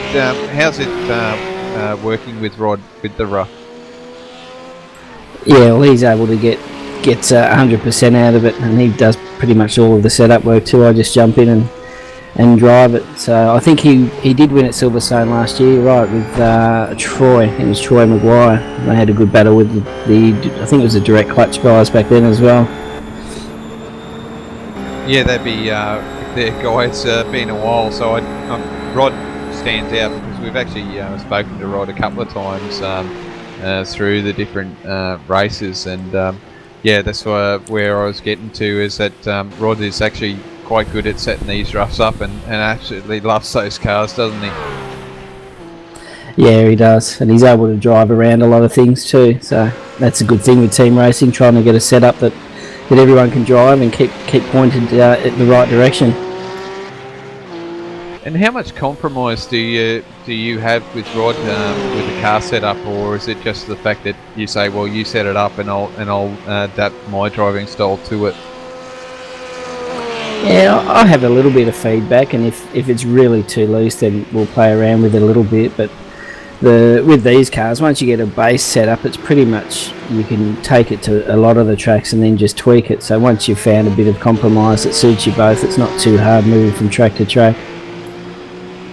Yeah, cool. And it must be good that you guys have worked hard and getting the results that you think you need, and definitely show. And it's good that this series is a new initiative with this series. You've actually got live race control now. Yeah, we've just there's been a few issues, as you've noticed. So just to try and put people's minds at ease, just a bit of a review process if there's any protests at the end of the races that will be looked at. So hopefully that'll put people's minds at ease a bit. Yeah, unfortunately, as a commentator, I do see those things, but don't like to mention them. But I always want to see the positive sides in this series, and I suppose it is really handy to have someone that is impartial, which is what's come across on the forums there, which is really good for this series, and it's just come strength to strength. So I suppose that was the next step in the evolution of this series. Yeah, well, that's right. I suppose it's just human nature. As it starts getting a bit more competitive and you get more teams out there, you're always going to get clashes here and there. I mean, on the whole, I think it's been pretty good, but occasionally there's been issues, and hopefully we can sort them out a lot quicker and more amicably. Yeah, that's right. It's I don't really like the shoes of being in the admin, but these are the issues that you got to deal with. But it's good to see that you guys are sort of getting on top of this and getting it sorted for everyone that's involved. So as we see that, it looks like we've got a couple of cars there, Bernie, that's got caught up there just in front of Rod. So he's come across here as they were tidying up, but nothing too bad for Rod. But No, it's good to see, and it's good to see that the series is moving forward. It's definitely grown in from the beginning, so it's good to see that it's moving forward, and it's just an enjoyment to watch and be a part of, that's for sure. Yeah, and hopefully we're going to get another car next season. I think fingers crossed we'll get the Aston, and maybe even I don't think we get Nürburgring next season. We'll have to wait for next year, but yeah, it's only going to get better and better with more cars and more tracks. Yeah, certainly will, and you know, I know iRacing is definitely looking at the future, and I think they can see the value in this GT3 series and multi-class racing as well, because we know there's more and more of that happening, and they're putting it on. So definitely, oh geez, it looks like Gavin got a little bit crossed up there and near Rod there, so that's another big moment there for Rod. So it's winding down here. We've got 14 minutes to go, so the boys are pushing. They're really struggling, and can let you know that Baden Reed is running on a lot of old tyres, but you guys have got him covered off at the moment with I think it's a minute 15, so you should be catching him soon. Yeah, I'm glad I'm not watching the video at the moment, actually, going from your last few comments. Yeah, it's a little bit hairy out there for all Rod's gone on to these little incidences, but he's doing a great job out there, Guy, so doing a great job, and it's good to see the series is moving forward in leaps and bounds. And I suppose the big thing is hats off to the SEK mob as well out there at Warwick. So they definitely put their hands up and putting a little bit more effort into this as well, aren't they? Yeah, that's right. It's been great to have them on board, and Pagning and Next Level Racing as well, and you guys too. Thank you very much. So yeah, it's been good. Oh yeah, it's all thanks to Bernie actually, Guy. I'm just up here helping him along. I know I get a little bit hard up here with one person, so I'm just enjoying the series here with him, and I appreciate every minute I'm up here with him. So I know he appreciates everything that everything that he gets up here. So no, it's good, mate. All right, cheers guys. Thanks for that. I'll go back to Rod. Yeah, you better, Guy. He's dodged 2 bullets while we've been talking to you, and things are getting a little bit hairy out there. All right, cheers. Thanks, guys. Okay, Adrian, I've done some investigation. That first bullet that Rod dodged was between Lance Hawes and the 222 car, which was Adam Newton. They came together into that first chicane there and shot across. And then, of course, we saw the super slow-mo replay of Gavin Sadler's Ford GT3 doing the equivalent of a tank slapper and throwing him into the fence there. Now, unfortunately for Gavin, has in a good race there, and Rod's still got this battle here at the moment. Geez, I see there that Timothy Schweck hasn't let go of Hayden Burns there either, so Timothy's using Hayden there to try and get him up a few more positions, which isn't silly, but poor old Rod here's got to try and get around him at the moment. Yeah, so we're just having a quick look at this replay. That was quite nice. You should have a look at that replay after the race there, Adrian. They didn't actually come together, Adam Newton and Lance Hawes. They decided to spin in unison. You could throw some music at that and almost make it into a ballet. Yeah, I just caught your replay then, Bernie, so viewers there, I got a 30-second delay, so I can just catch it there when Bernie told me. So yeah, it was a nice little ballet move there, and I can let you on some more information, Gavin, as Gary has let slip here. They've got a new sponsor for next week, so and it's for a very good cause apparently, so we'll be looking out for that, Bernie, and you're going to have to probably refresh those trade-in paints, and we'll see what sort of livery's coming up, so that's going to be interesting to look out for next week. Yeah, definitely, and thanks for that press release, Gary. It's always good to have a exclusive here on RRTV, and we're looking forward to see what that livery looks like next week. But at the moment, Rod Pinder's pretty much got this race under control, although he is lapping a lot of traffic now, and he's got to keep his wits about him with 10 minutes to go here. But he's got a 52-second gap over Lewis Kugley in second. Christopher Osborne, he's 5 seconds down from Lewis Kugley in third. Baden Reed is sitting in fourth here, 77 seconds down from the lead, but he's got a 30-second gap to the next car, which is Martin Davis here in fifth position. At the moment, we've got a little gaggle of cars here just behind Rod. So we've got Rod Pindar, and then we've got Hayden Burns, then we've got Timothy Schweck, and then we've Adam Newton. Now the saw here is actually Timothy Schweck at the moment, because Adam Newton is racing Hayden Burns for position. So and then we've got a 4GT in the wrong spot there. I don't know. Well, it looks like Timothy went wide there, and it's given Adam Newton the run. So I'm sure Timothy's going to stick behind Adam here to try and pull him back up through the field again. Yeah, that's right. So he's we've got Hayden Burns, Adam, then Gavin Sadler back there in 8th position. I'm just trying to get what that other Next Level Racing GT is, who that is, but I can't quite get their number because we're getting the wrong angles here. But it's definitely on here between Hayden Burns and Adam Newton at this stage. Yeah, certainly is, and I believe that was the 351 of Matthew Dignan there. He's got a lot of rear wing damage there, so he looks like he's backed that into the fence somewhere at some time, Bernie.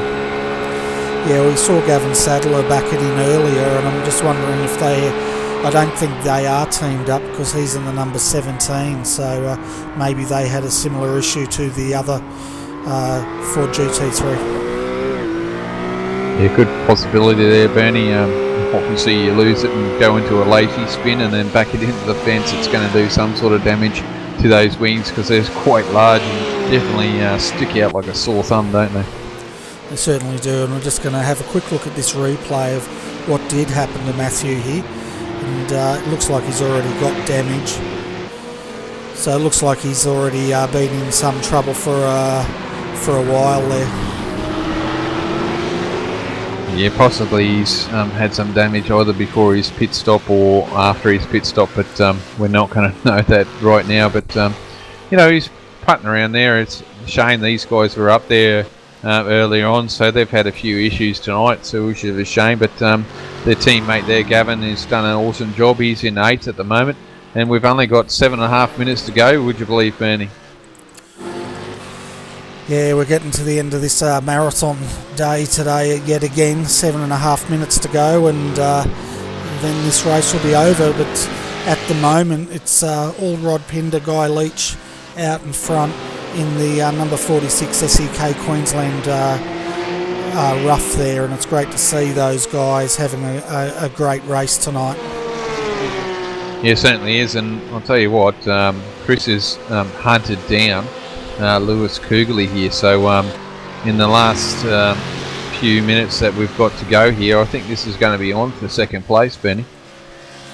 Yeah, and these guys are racing pretty much for position in the point score as well, so both of these guys are going to want to beat each other, so I think it's going to be on. We'll probably get, how many laps do you think? Probably another 3, maybe 4?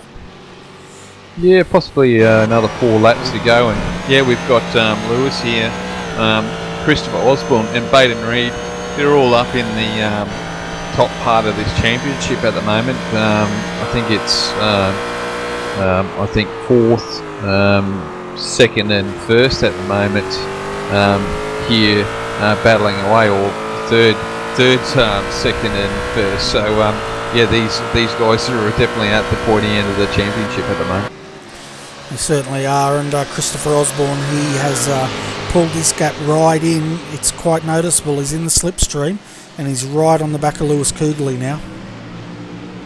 Yeah, he's definitely brought this car up, and we've seen that Rod's got this race pretty well in hand, and this is the battle that we're going to see here for the next step on the podium. And look, I can tell you right now, Chris is going to want to take this position. They'll take no prisoners here. He dives down to the left to take the inside of this chicane, and looks like he's got that done, Bernie. certainly did. He did a bit of a fox move there. He went to the right, waited for Lewis to cover him off, and then he darted down the inside, and he made that move stick really well under brakes there. Yeah, he certainly did, and this is where he's going to have the racecraft to try and hold Lewis off now, but I just think he's got the pace on him, hasn't he? He did a 46 flat basically there, Bernie, on the last lap, where Lewis did a 46.4, so obviously Chris had a bit of drafting there, but you know, he definitely can drive this car fast, so we'll see how he can hold off Lewis here to the end of the race. Yeah, by the looks of the cars, I think Christopher's got better tyres at this stage of the race than Lewis. Although saying that, Lewis is ranging on the back here. We'll see how he goes on the exit here, and you can just see Christopher pulling away now, which normally shows, you know, that their tyres are just wearing out a bit more in this Blackadder GT3. Yeah, it's just the way they set them up, and you know, these boys here in Direct Clutch aren't silly, and we've seen them run cars for a long time, and they definitely know how to get their cars set up. But like I said, you know, everyone's out there to beat the boys in Direct Clutch, and have worked hard, and the results are coming for a few of these teams. And but given nothing away to Blackadder, they do the same thing, obviously, and you know, everyone's new in this car this season, so they're all at that stage. So just that Direct Clutches seem to be doing a better job at it at the moment. Yeah, possibly. They might just have a bit better setup here, but saying that, Lewis isn't letting Christopher go, and they're not slow by any means. Or when Christopher makes a mistake there, just goes to show how hard he is pushing that car.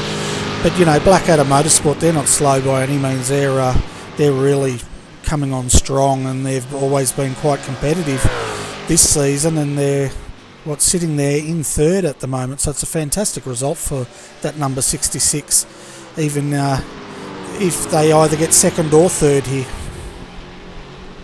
Yeah, and people don't know Blackadder. They're actually a big team in the fact that they're worldwide. You know, the guys just aren't here in Australia. They're actually in England, Asia, so they're actually quite widespread. As Lewis is having a look here on the inside of Christopher, and Christopher just brakes a little bit later and makes Lewis have to work for it, and done a great job there through the parabolica. So great skill here from Chris and Lewis tonight.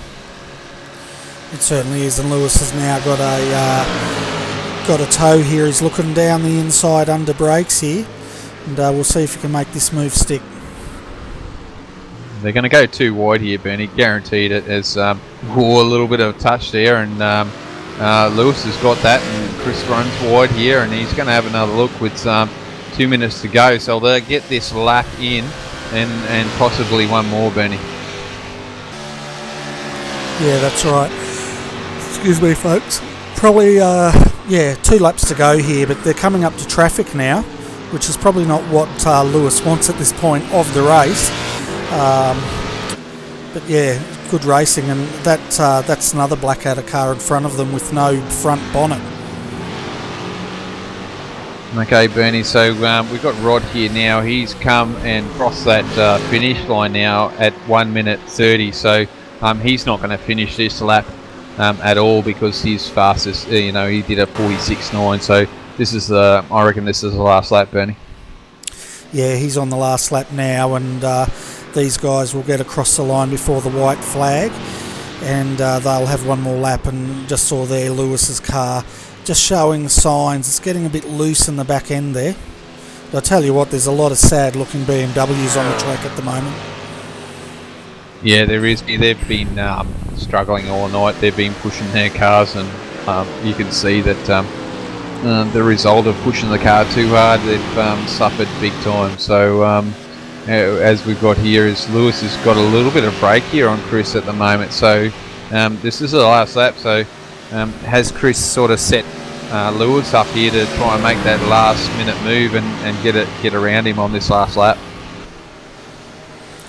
Yeah, it's hard to tell, isn't it? Because Lewis is a fast driver, and he really knows what he's doing out there. And just by making that pass, he really showed his hand there. Now it's a matter of whether Christopher can hang on to him here and make a move, but at the moment I'd be favouring Lewis for second position. Yeah, I'd be almost with you there, Bernie, because he's got a little bit of gap here, and we've got a few lap cards that they've got to get around. So, you know, it's a little bit of 50-50 really, and we know Chris is really pushing that car, and he's probably heated it, really giving those tyres a little bit of curry here at the moment. We're just seeing Rod Pinder now cross the line to take out tonight's SEK Queensland 2.45 hour enduro here at Monza. So congratulations to Rod Pinder and Guy Leach in the SEK Queensland number 46 rough. Yeah, watch this, Bernie. Chris is close here. I don't know if he's going to... No, he's not going to do it here. He's just got to get a good run through, and he has done. So we've got a little bit balked. Oh, no! Wow, that was... Oh, how did he do that? I have no idea how he held on to that car at all. But it's cost him a position, but it could have cost him a hell of a lot more. That was an incredible save, wasn't it? Oh, that was unbelievable. You cannot put that into any other words than that. That was just crazy. I do not know how you can jump a car like that, have it nearly flip on you, and still drive it into third place. Unbelievable, Bernie. Unbelievable.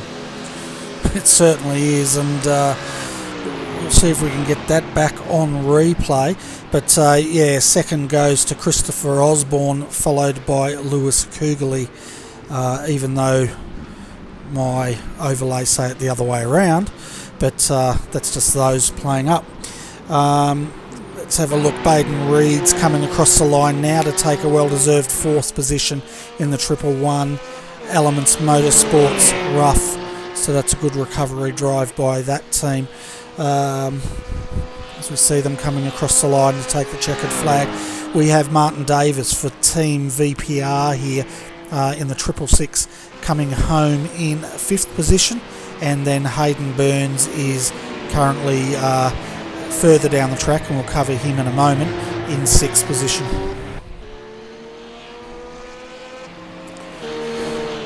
So you can see Martin there, he's taking it to the pits, and he's classified as fifth. Hayden Burns sixth, and Adam Newton in the 222, they came home in seventh position. But let's go back and have a look at this replay of this crazy save. That's all I could call it, I guess. Yeah, Benny, I'll watch it with you. I know I'll be 30 seconds behind, but that was just phenomenal. I don't know how anyone saved that. That car was gone for all money in my eyes, and to get what happened there was just crazy. Crazy's an understatement. We're going to do this in super slow-mo, and we might even do it from the cockpit next. But we can see here he's got it absolutely airborne. He's connected with Christopher Osborne there, landed it, and just driven it down the road like nothing had happened. Oh, that was just... Oh, yeah, Penny, just lost for words, really. That was just crazy.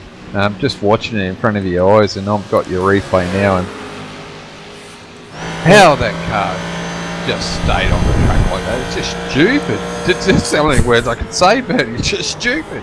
Well, here we are looking at it live. As he does it, we'll see how it looks from his... Oh! From his perspective, that's just absolutely nuts, but fantastic driving all the same. I've got your replay up now, Bernie, so I'll be seeing it now.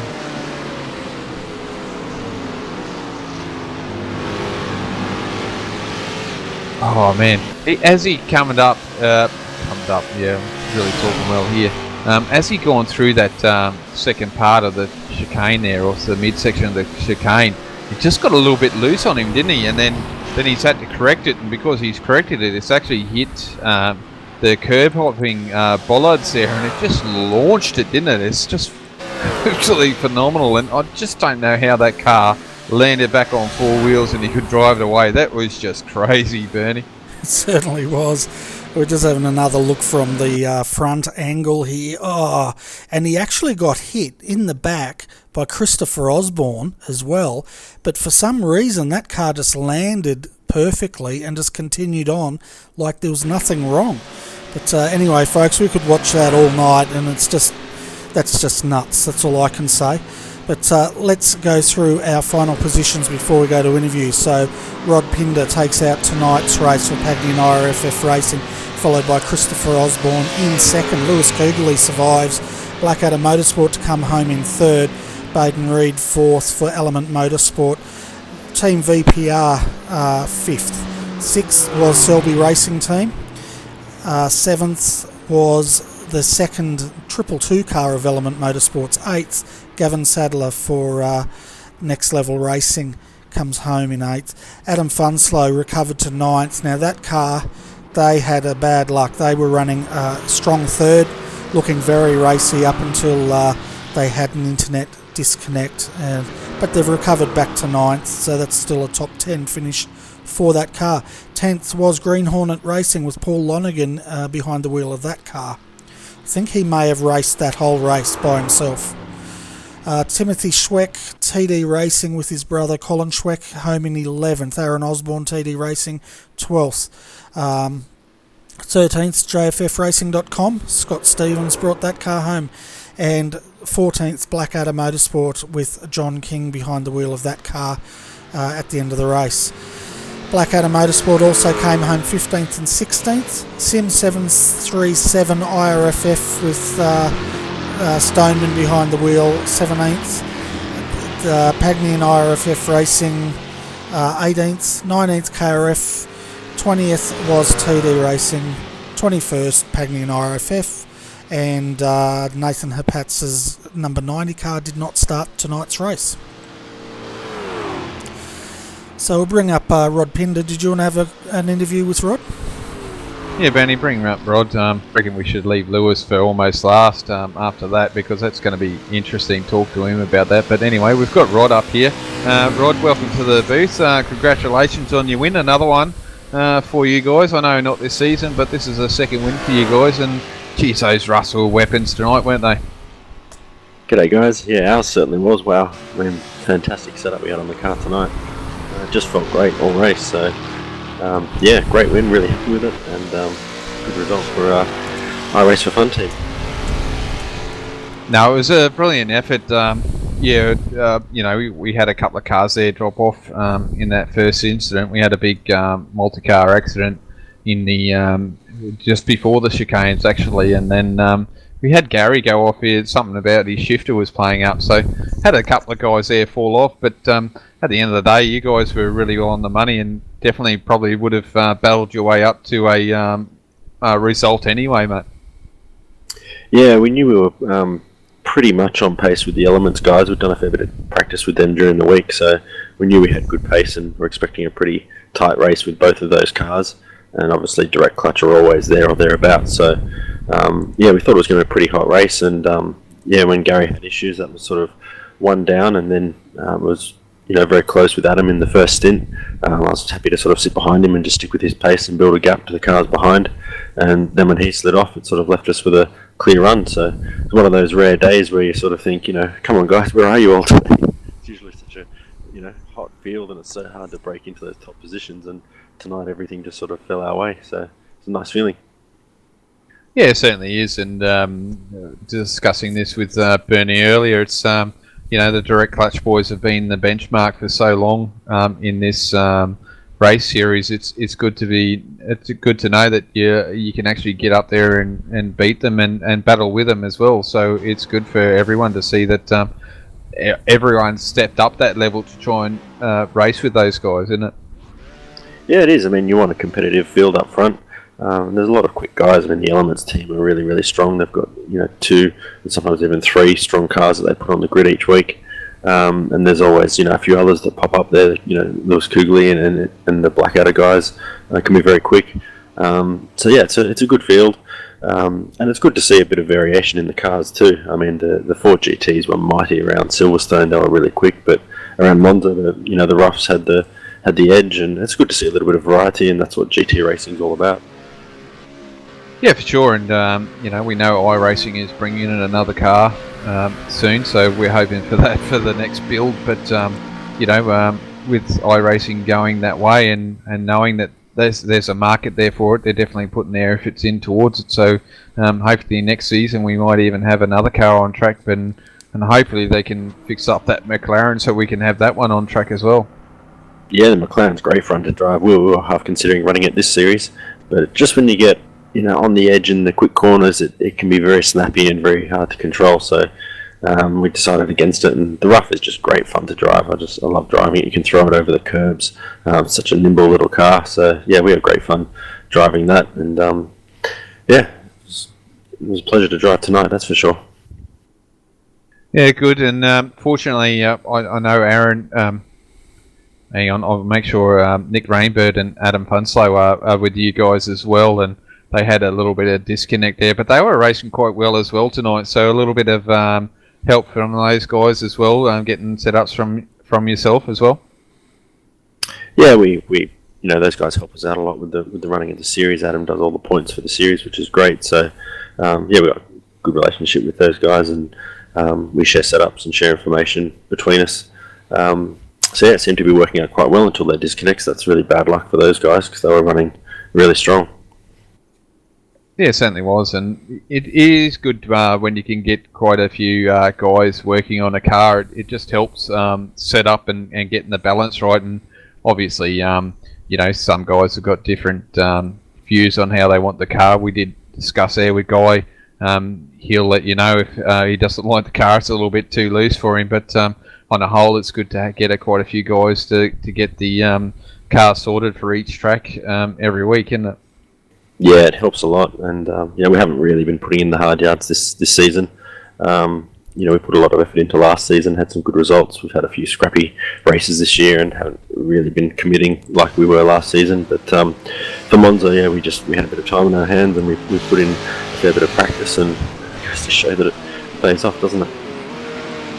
Yeah, that's right, and a new initiative too, which we did cover off with Guy. We've got a little bit of race control now, so that's sort of, you threw a little bit unusual one there for some of the guys. Obviously, they're not up to date with the forums, but it was good to have them involved tonight, and hopefully a bit more work in that respect. And it's good to have some volunteers. It's a hard thing to get volunteers to do the background stuff in that. Yeah, people don't realise, I think, how much work goes into running it, and certainly I don't contribute anywhere near as much as what some of the guys do. Gav in the past and George running it now with Adam helping and all the guys. It's hard work putting on the series. So yeah, credit to them. They do a really good job, and they don't do it for any particular thanks or reward. They just do it for the fun of it and for the fun for everybody else. So big thanks to those guys for putting on the series, and I think we all appreciate the effort they go to. Oh yeah, for sure. I think I get the easiest job out of everyone in this series. I get to sit up here and watch you guys race. Bernie does all the hard work up here, doing the cameras and getting everything else sorted up there to broadcast this event, which is a great event. And then the likes with George putting on the event with the other guys there, working out penalty systems as well. It gets a little bit tough, especially when they're going to race. But now that you've got an impartial judge there, now it should help these guys go through a process and make it a little bit more easier and take a little bit more stress off everyone in the garage, basically, isn't it? Yeah, well, it will. It really helps out, and Greg's got a lot of experience doing this sort of thing, so I'm sure he'll do it really well. And obviously throwing around thanks to you guys. I mean, you guys broadcast every race. A lot of commitment goes into that, so that's not to be passed over either. It's all us drivers that drive in the series, we appreciate it. It's good fun. So thanks to you guys for putting on the broadcast. Yeah, no worries, Rod. I know Bernie enjoys to get hear that everyone appreciates it, but I like to try and put a message out there, like I'm trying to point of view that anyone out there wants to help out the guys in the background to run a series like this. They're always looking for guys, so if you're not doing anything on a Monday night and you think you could help out behind the scenes, I know it's sometimes a thankless reward, but you know that you're joining into a great series, and this series is just going to go strength to strength, isn't it, Rod? Yeah, I think it already has. It's a great series with a good bunch of drivers. There's always a few incidents here and there that people, can get a little bit upset about from time to time, but I think that's very much in the minority, and the majority of the drivers are a pleasure to race against, and I think we all have a ball running in this series. So yeah, really good fun, and you know, obviously tonight was you know, great fun for Guy and I. Yeah, for sure, mate, and we won't take that away from you and Guy tonight. You've definitely driven, and Guy did a fantastic job in his stint, obviously, as well, to get you up into the first position. So, awesome effort there by Guy as well, and we've had him up earlier. That's why he's not here now, but no, congratulations to you and Guy and the IRFF boys as well. And before I let you go, I might hand you over to Bernie. He might have a question, but no, thanks for coming up here, Rod. It was good to see you get another win up underneath your belt, mate. Thanks, Adrian. Cheers, mate. Appreciate it. Yeah, well done, Rod. That was a brilliant race, driven brilliantly tonight by both you and Guy. Dominant win. For the statistics here, you did 89 laps, 71 of those you led, so you pretty much dominated that race tonight. So, yeah, well done. Fantastic effort. Yeah, thanks, Bernie. I think, as we were saying, there's quite a few things went our way tonight, but we had really good pace as well. So just one of those rare nights where it all comes together. So really happy with it, and Guy drove a great stint too. So congrats to him. Yeah, fantastic. So before we let you go, Rod, do you want to give a shout out to your sponsors tonight? Yeah, to you know, SEKQLD series up in Queensland. They run a great series, so anybody who's interested in running and some endurance karting should check them out. And obviously Pioneer Imports, who are a good supporter of ours. If anyone's after any sim gear, you should look them up, and they'll be happy to help. So thanks to those two sponsors. I hear there was a pretty good battle for second and third there behind. I didn't get to see it, so I might let you go, Bernie, and you can have a chat to Lewis. I hear it was a pretty spectacular last lap. Yes, it definitely was, and we're about to bring him up. But anyway, thanks, Rod, for popping in, and we look forward to catching up with you next week.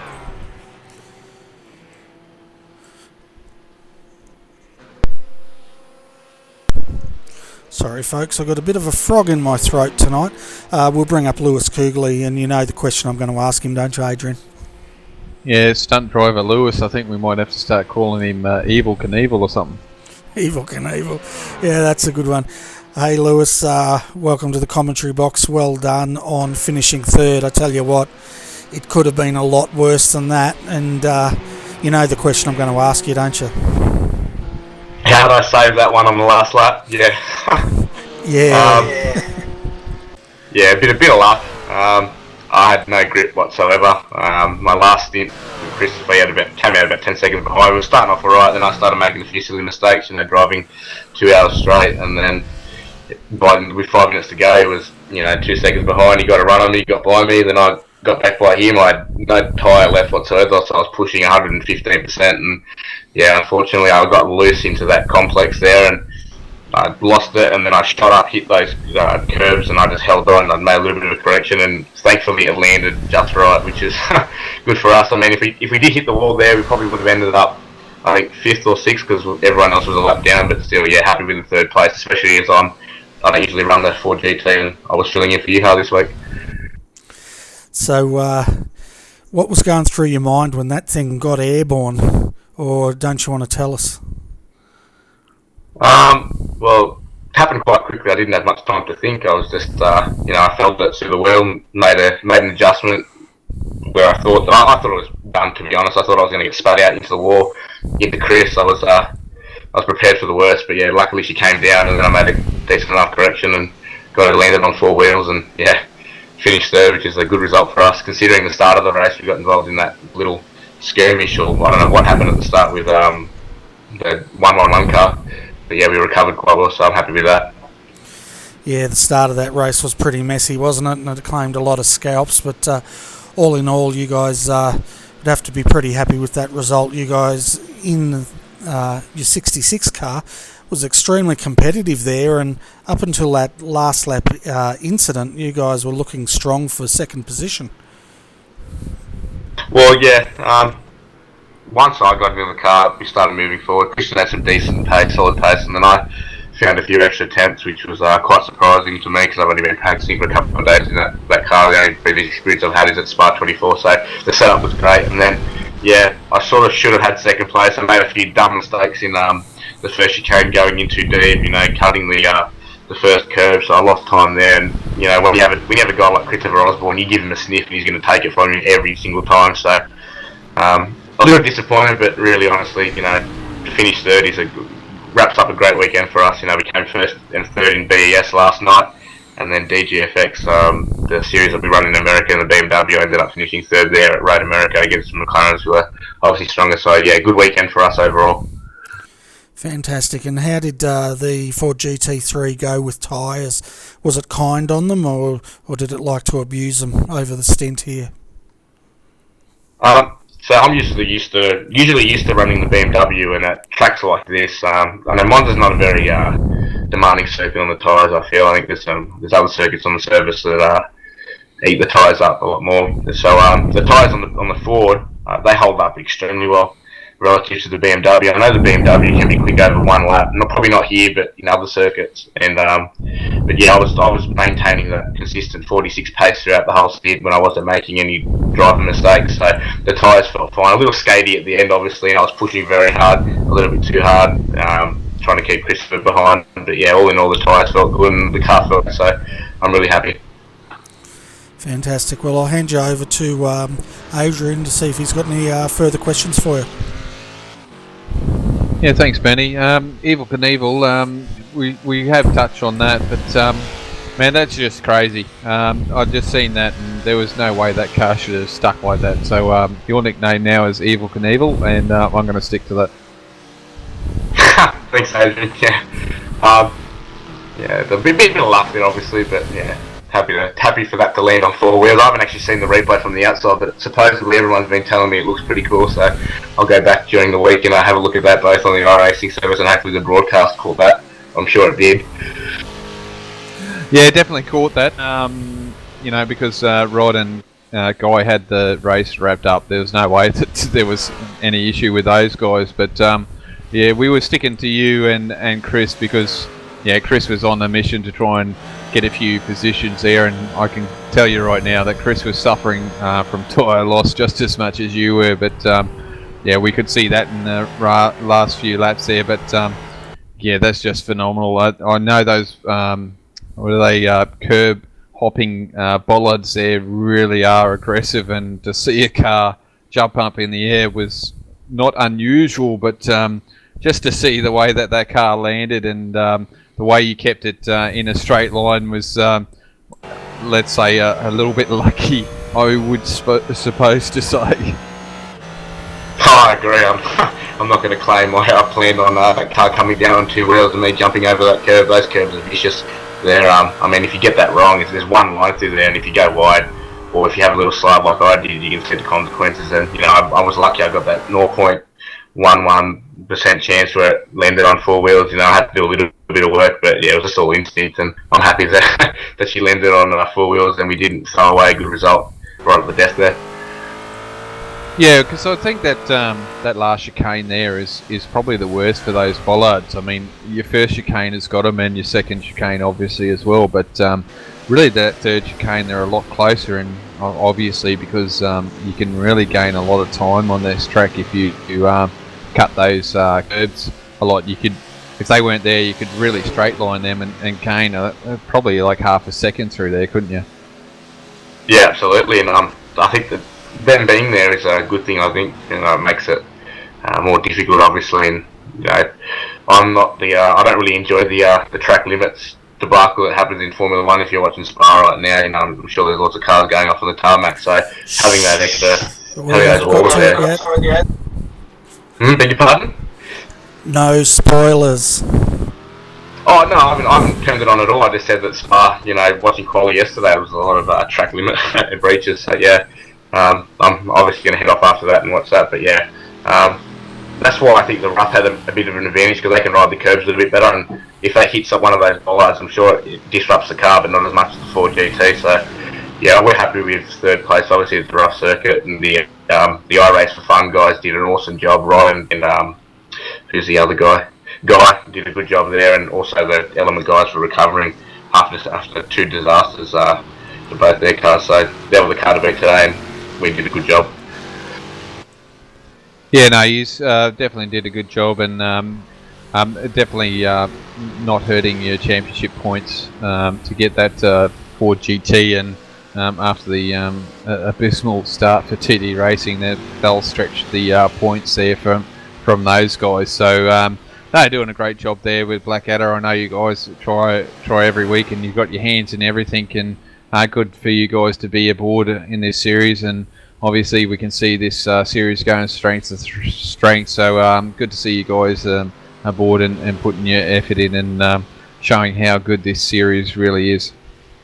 Yeah, thanks, Adrian. We enjoy running it every week. It's great. I mean, you get to know all the drivers, you get to know all the teams, and everyone puts in a decent amount of work in each week to perform at their maximum. You know, we've been committed to 2 cars this season, as you know, the Ford GT and the BMW.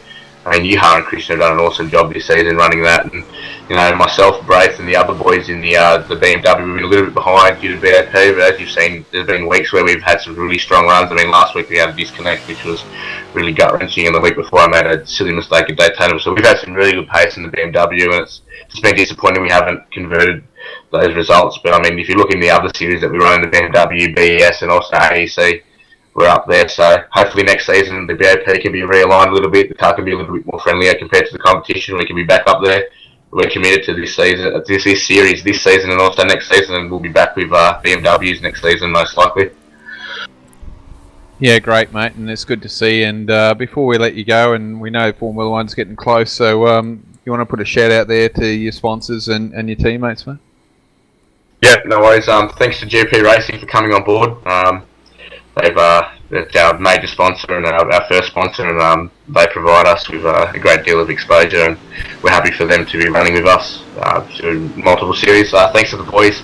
Good effort this week. I know that the BMW guys were a little bit dejected when Monza came up on the list for practice this week, but they did a decent enough job, and they salvaged some good results after some rough altercations at the start of the race. Obviously, we had a couple of good results in other series this weekend. We've been on the podium and everything we've run, so good stuff there to some of our European and American guys, and just thanks to you for the broadcast. Awesome job each week. We love coming up and talk to you. Thanks to iRace for fun, and we'll see you guys next week.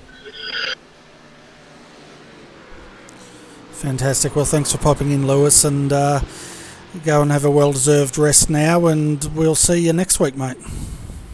Yeah, no worries. Thanks, Bernie. Thanks, Adrian. See ya. Okay, the last guy for interviews at the moment is Scott Stevens from JFF, so we'll bring Scott up and have a quick chat with him, and then we'll wrap this broadcast up.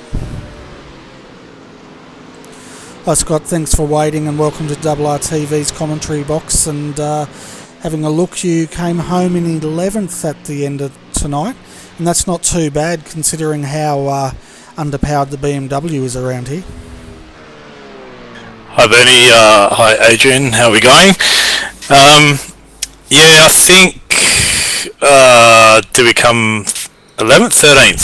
13th I think, but yeah, not a bad position. We kind of had a bit of a winged setup in the car after not really doing any practice, so yeah, just jumped in with Damo there, and got up as far as 6, and we were running in the top kind of 10 realistically for the majority of the race until I got some tyres on the dirt, and it spun me across into the barrier, and unfortunately pretty much ruined our race from there. But good fight back after that, and the when we had to pit for that particular incident, we put in a full tank, and I pretty much had to run on the rest of the race from then on in on about fuel map 5, so we were pretty stricken with speed overall for the last stint anyway, and just had to try and get it home, and I think we finished the race with about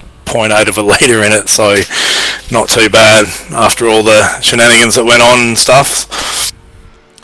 Yeah, and how'd you go at the start of the race? Did you manage to avoid that big incident we had before we even got to the first chicane? Yeah, we do a fair bit of spotting, so Damien started the car and we start out at P18, and I was spotting for him and always keep a few cars in front, so you know, give him plenty of notice of what's going on. But he got on the brakes and managed to scrape through, and I think he had a little bit of front end left hand side contact just on the front guard, got a bit bent in, but no steering damage or anything like that, so we were able to plough on from there. And I think that got us up to about 12th, and then we consolidated a few more points up into 10th, so that was good. But yeah, I don't know, some of the starts on some of the races, you know, I think guys need to show a little bit more patience, and yeah, you might get one spot, but one spot on a 3-hour race, is it worth the, I don't know, I guess the potential of ruining yours and other people's races as well? Yeah, that's right. It was pretty full on, that incident, but I guess tonight was a sort of a race for you guys. It was, how could you classify it? Pretty much full of ups and downs. You seemed to be having a good run, and then we'd talk you up, and then you guys would hit the fence, and I'd blame Adrian, and we'd move on. Did you guys give me the commentator's curse? Yeah, I think I did. I just blame Adrian. Bernie's going to blame me, Scott, for that. But I believe we moved on, and then after we moved on from watching you and saying you were doing a good job, I think it was 2 laps later you're in the fence. So Bernie's going to blame me, and I'll wear that. But at the end of the day, I don't think we cursed you that much. No, I don't think you guys did at all. It was I'll put it down to a driver error.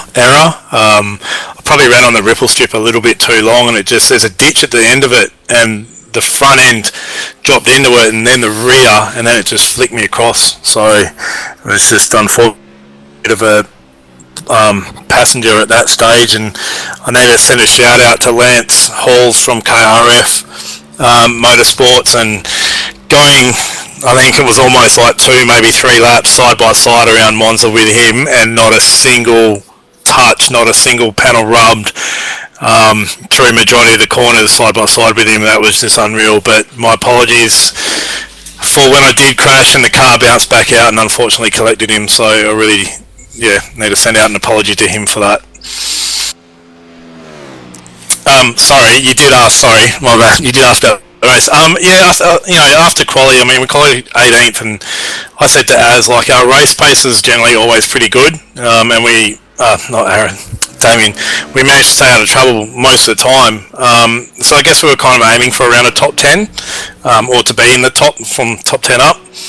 So I guess with everything that went on for our race, finishing 13th isn't too bad, but just the rough and the Ford GT, just so much pace tonight. That was incredible. Yeah, we were commenting on that. The roughs were able to drive around the BMWs like they were standing still at times, but I think what kept you in the hunt there was the phenomenal braking you could do in that BMW, because it seemed like that car was really strong under brakes tonight.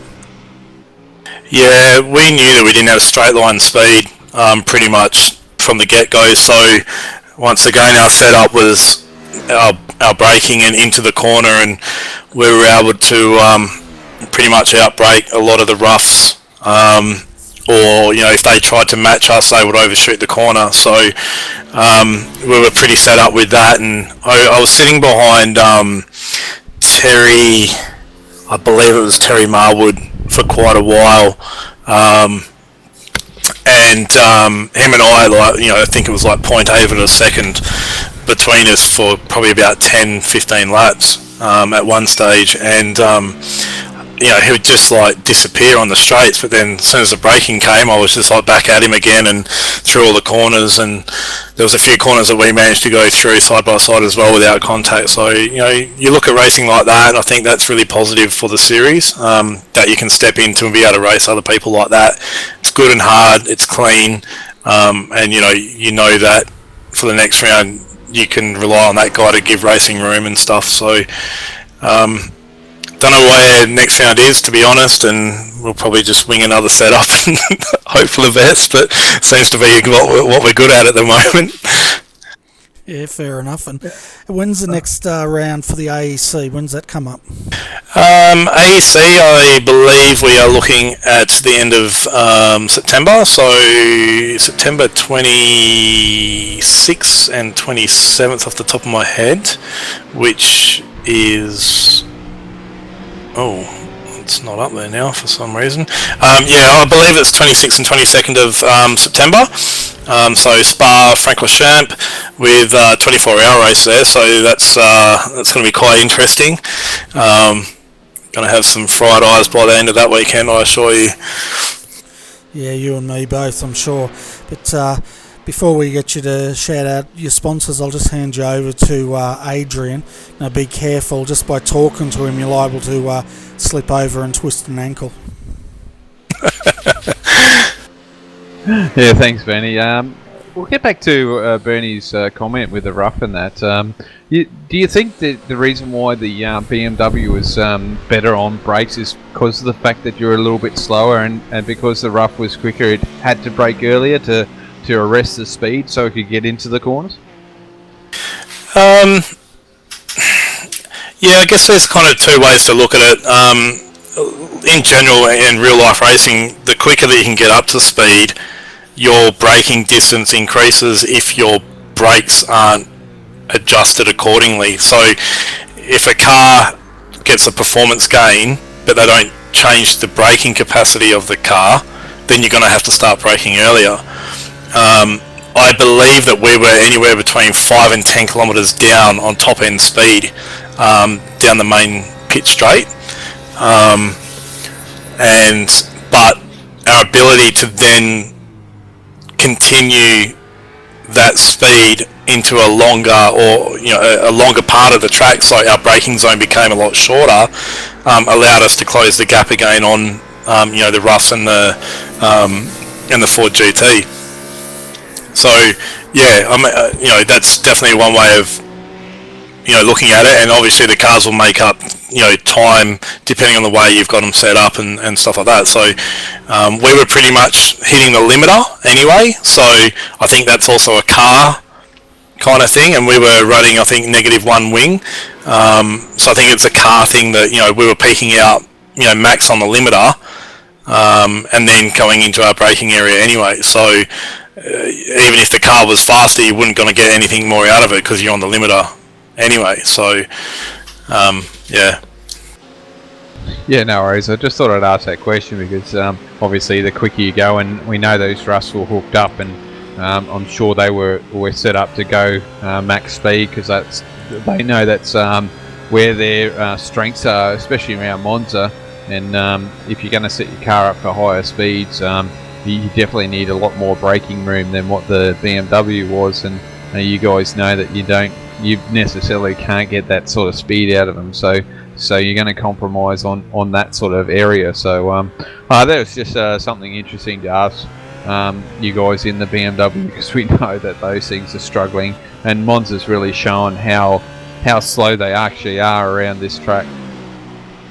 Yeah, I think for a gauge with me, when I was racing close with Terry, I was actually having to start brake earlier because I wasn't in a position to go hard under the brakes with him because I wasn't up the side enough to him. And then there was one time where I got a good run and I was on the outside. No, he was actually behind me and he got a good run, but he tried to brake in a similar spot to me and just completely overshot the corner. And even when we were coming into it, I'm like, if you hang with me and don't brake, you're not going to make this corner. So I was almost making sure that I was going to be able to pull the car up and then duck through as he had shot through the corner kind of thing. So it is interesting, and I guess it's that kind of typical track where it doesn't suit the BMW, but then you go to other tracks where it's not so much straight line performance as a worry for teams, and you find that the BMW seem to be a lot closer in competitiveness to the rough and the Ford GT3. Yeah, thanks, Scott, and I think we'll wrap it up because we've got the F1 coming up. So there's a few of us want to go and watch it, and I think we're dwindled down. So yeah, for sure. We'll get you to shout out there your sponsors and your teammate, and me and Bernie are going to have to wrap this up real quickly. No worries. Well, obviously, good shout out to all the boys at JFF Racing. We all work together and try and do the best for the team that we can. So good shout out to them. Factory support that we've got from GT Omega, Sim Supply Company. So if you need any parts, just head over to their site, www.gtomega.com.au, gtomega-racing-anz.com and mention JFF Racing, and you'll get a good deal given to you guys there. Sim Racer Magazine, dripping paint graphics for all the paints for the team. And a big thank you to you guys, RRTV, for the broadcast, and to IRFF for the hosting of the championship. Fantastic. Well, thanks for popping in, Scott, and go off and enjoy the Formula 1, and we'll catch you next week at the SEK Queensland race. Yeah, thanks guys, and have a good night, and I'll catch you guys next time. So, Adrian, we better wrap this up. We're not going to pick drive of the night tonight, guys. It's just too hard. There's such a high level of driving there, and I feel like sitting on the fence. So, for all you guys out there that like your open wheeler action, I will be back tomorrow night, yet again, for the Monday Night Lights Skip Barber Championship Series. Last week we had 4 splits. Very high strength of field racing and very close racing, so you can join the live broadcast of that at 9:15 tomorrow night. And then of course we're back next Thursday night to cover the Star Mazda Australian Championship at 9:05 p.m. and that championship is also heating up. So anyway, Adrian, thanks so much for joining me again tonight. It's been a lot of fun. I hope you've enjoyed it, and hope to catch you next week. Yeah, no, thank you, Benny, for letting me be up here. It was full on tonight, and I think this is the start of a big thing for this SEK Queensland, bringing in race control. So I think we've seen it grow strength to strength, and I think it's going to get even better. So just happy to be part of RRTV, all the effort that you put in, and the boys at IRFF Racing put on this series. And once again, if there's guys out there that aren't racing in this series and enjoying what they see here on the telly, I'm sure they'd love to have the officials behind the scene to help them out with that and make this a series worthwhile being a part of. I'm sure, Benny, if I had the spare time, if I wasn't up here with you, I definitely would put the effort behind it, because making this series the way it is, I reckon strength to strength. And these officials, I mean, it's just like going to Bathurst or Queensland Raceway or anything like that. They always need these officials.